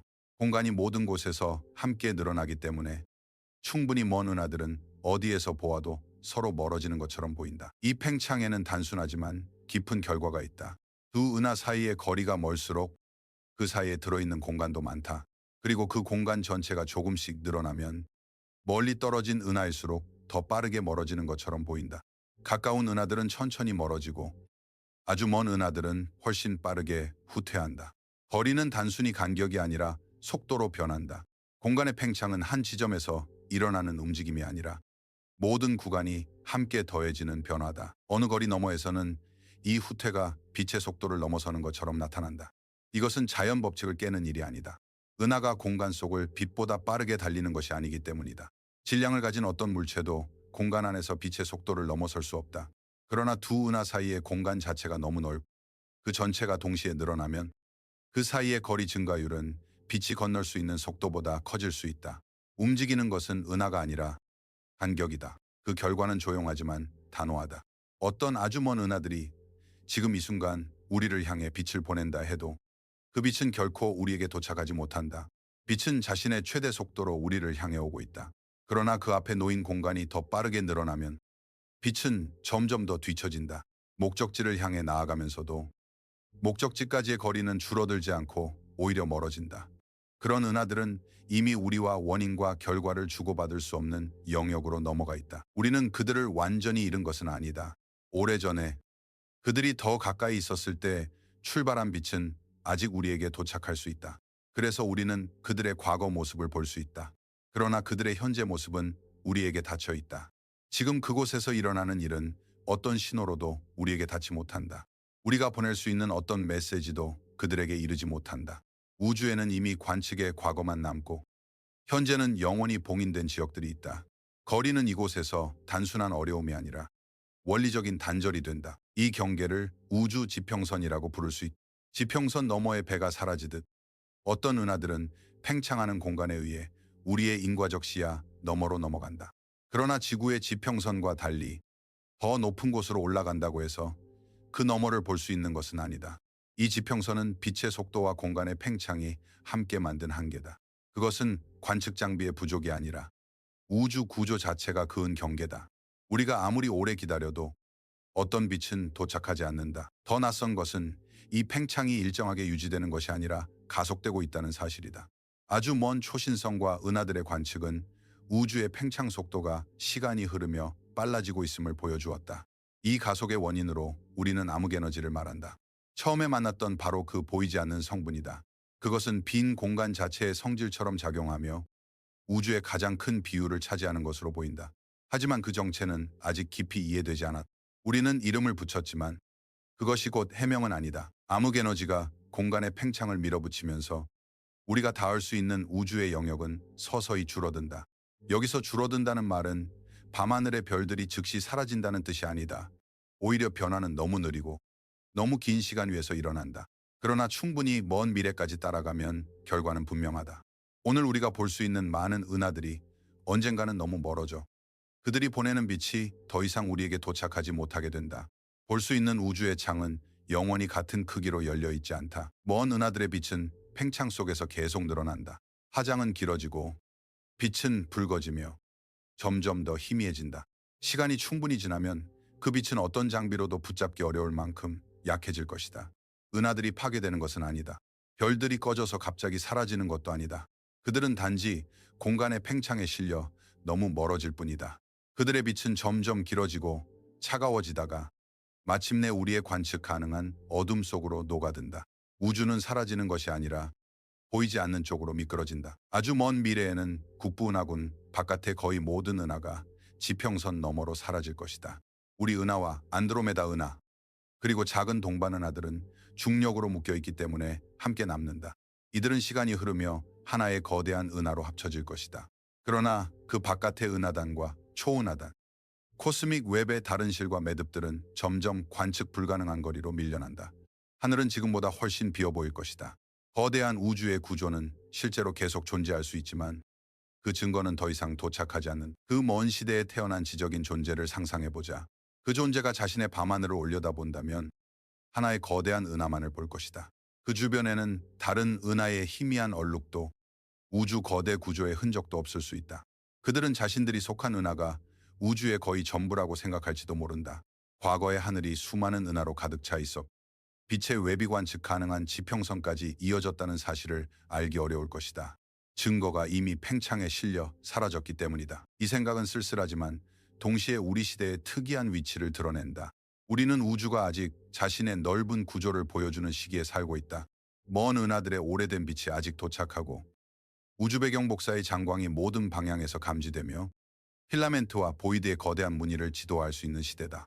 이 창은 영원하지 않다. 우리가 보는 우주의 풍요는 우주의 모든 시대에 주어진 보편적 조건이 아니다. 지금 이 시간대에 살아있다는 것은 우주가 아직 자신을 넓게 드러내는 짧지 않은 창 안에 있다는 뜻이다. 우리가 지나온 모든 계단을 다시 모아보면 하나의 형태가 반복되어 왔음을 알 수 있다. 태양계는 한 생애 안에 건너기 어려울 만큼 넓었다. 오르트 구름은 3만 년의 비행이 필요한 보이지 않는 껍질이었다. 가장 가까운 별은 7만 년의 여행 너머에 있었다. 은하수는 10만 광년의 바퀴였고 그 안의 별들은 광년 단위의 빈 공간으로 떨어져 있었다. 이웃 은하의 빛은 250만 년을 건너왔고 보이드들은 수억 광년의 어둠으로 펼쳐졌다. 그 모든 계단에서 밝은 것들은 예외였다. 행성은 태양계의 작은 점들이었고 별은 은하의 드문 불빛들이었으며 은하는 더 큰 공허 속의 섬들이었다. 필라멘트와 벽은 빛나는 구조였지만 그들이 둘러싼 보이드의 부피가 훨씬 더 컸다. 우주 배경 복사의 벽에 이르러서는 거리 자체가 시간으로 바뀌었다. 그리고 마지막에는 공간이 계속 늘어나며 어떤 빛은 영원히 도달하지 못한다는 사실이 드러났다. 우주의 기본 형태는 풍부함보다 분리였다. 우리는 하나의 행성 위에 그 행성은 하나의 평범한 별을 돌고 그 별은 수천억 개별 중 하나로 은하의 나선팔에 놓여 있다. 은하수는 국부 은하군의 두 큰 은하 중 하나이며 그 은하군은 더 큰 코스믹 웹의 한 가느다란 실 위에 있다. 우리의 모든 역사, 모든 이름, 모든 기억과 생명은 이 작은 밝은 알갱이 위에서 일어나 우주의 대부분은 그 주변의 거리다. 우리가 살고 있는 곳은 공허의 일반성 속에 드물게 생겨난 따뜻한 예외다. 그러나 이 사실은 절망의 이유가 아니다. 거리와 분리는 상처가 아니라 우리가 속한 장소의 형태다. 우주는 그렇게 배열되어 있다. 너무 넓은 간격들이 밝은 것들을 서로 떨어뜨려 놓는다. 그 덕분에 멀리 있는 어떤 것도 우리를 향해 쉽게 돌진하지 않는다. 은하들의 충돌조차 별들을 거의 부딪히게 하지 못할 만큼 공간은 넓게 남아있다. 공원은 위협적일 만큼 비어있지만 동시에 온화할 만큼 넓다. 그것은 모든 것을 서두르지 않게 하고 서로에게 충분한 거리를 준다. 우주의 진짜 물질이 별과 은하만은 아니라는 생각으로 돌아가 보자. 별과 은하는 빛나고 아름답고 우리 경의의 대상이 된다. 그러나 비율로 보면 그들은 얇은 거품이다. 그 아래와 사이에는 훨씬 더 깊은 공허가 있다. 우주는 물체들의 목록이라기보다 거리들의 건축이다. 물질은 그 건축 안에 드물게 모인 점들이다. 빛은 어둠 속에 흩어진 예외이며 그 예외가 너무 드물기 때문에 더욱 눈부시다. 희귀함은 빈곤이 아니다. 그것은 빛이 의미를 얻는 방식이다. 우주를 거대한 집처럼 떠올릴 수 있다. 대부분은 어둡고 방과 방 사이의 복도는 끝없이 길다. 그러나 아주 멀리 떨어진 곳마다 창문 하나가 켜져 있다. 어떤 창문은 은하고 어떤 창문은 별이며 어떤 창문은 그 별을 도는 작은 세계다. 우리는 그중 하나의 창가에 잠시 깨어있다. 밖을 바라보면 다른 창문들의 오래된 빛이 보인다. 어떤 빛은 이미 사라져가고 있고 어떤 빛은 수십억 년 전 출발해 이제야 도착한다. 그러나 지금은 아직 그 창들이 보이는 시대다. 어딘가에서는 보이드 은하 하나가 수억 광년의 빈 공간 속에서 홀로 돌고 있을 것이다. 그것은 길을 잃은 것이 아니며 아무것도 기다리지 않는다. 자신의 별들을 품고 자신의 느린 시간을 산다. 또 어딘가에서는 빛 한 줄기가 은하와 은하 사이에 거의 완전한 진공을 지나고 있을 것이다. 그 앞에는 먼지도 가스도 별도 거의 없. 빛은 수백만 년 동안 방해받지 않고 나아간다. 또 어딘가에서는 먼 은하들이 팽창하는 공간에 실려 지평선 너머로 조용히 미끄러지고 있다. 이 모든 것은 우리에게 무엇도 요구하지 않는다. 우주는 인간의 두려움이나 위로를 위해 만들어진 무대가 아니다. 그러나 우리가 그 규모를 이해하려 할 때 그 안에는 묘한 평온이 생긴다. 우리가 너무 작아서가 아니라 우리가 속한 장소가 너무 넓고 오래되기 때문이다. 우리의 작은 세계는 고립된 실수가 아니다. 그것은 우주의 드문 빛나는 창들 가운데 하나다. 이 창에서 물질은 별이 되었고 별은 행성을 데웠으며 행성 위의 생명은 한동안 눈을 들어 전체의 거리를 헤아리게 되었다. 그러므로 마지막에 남는 감각은 단순한 자금이 아니다. 오히려 고요한 소속감에 가깝다. 우리는 건널 수 없는 공허 한가운데 던져진 것이 아니라 그 공허가 만들어낸 넓은 질서 안에 놓여있다. 거리는 우리를 모든 것에서 떼어놓지만 동시에 모든 것을 안정시킨다. 분리는 우주의 차가운 명령이 아니라 이 장소가 유지되는 방식이다. 밝은 것들이 서로 너무 가까워지지 않도록 어둠은 넓게 펼쳐져 있다. 그리고 그 어둠 덕분에 각 빛은 더욱 분명해진다. 이제 사다리는 끝에 닿았다. 집의 따뜻한 별에서 출발해 태양계의 빈자리와 오르트 구름에 보이지 않는 가장자리, 가장 가까운 별의 7만 년, 은하수의 10만 광년, 국부은하군과 은하 사이의 진공, 코스믹 웹과 보이드, 그리고 빛이 처음 자유로워진 시간의 벽까지 올라왔다. 마지막으로 우리는 공간 자체가 아직도 늘어나고 있음을 보았다. 모든 계단은 같은 말을 다른 규모로 되풀이했다. 우주는 주로 사물로 이루어진 것이 아니다. 우주는 주로 거리로 이루어져 있다. 그 거리는 두려워해야 할 시면이 아니다. 그것은 우리가 사는 곳의 조용한 모양이다. 거대한 집의 어두운 방들, 아주 멀리 떨어진 창문들, 그중 하나에서 잠시 켜진 우리의 작은 빛. 지금도 먼 은하의 오래된 빛은 도착하고 있고 보이드의 은하들은 홀로 돌고 있으며 공간은 말없이 넓어지고 있다. 그 모든 것은 느리고 차갑고 장엄하게 멀다. 그러나 그 넓은 고요 속에서 우리의 작은 빛나는 자리도 함께 존재한다. 우주의 진짜 크기를 아는 일은 결국 그 작은 자리 안에 더 깊이 머무는 일이다.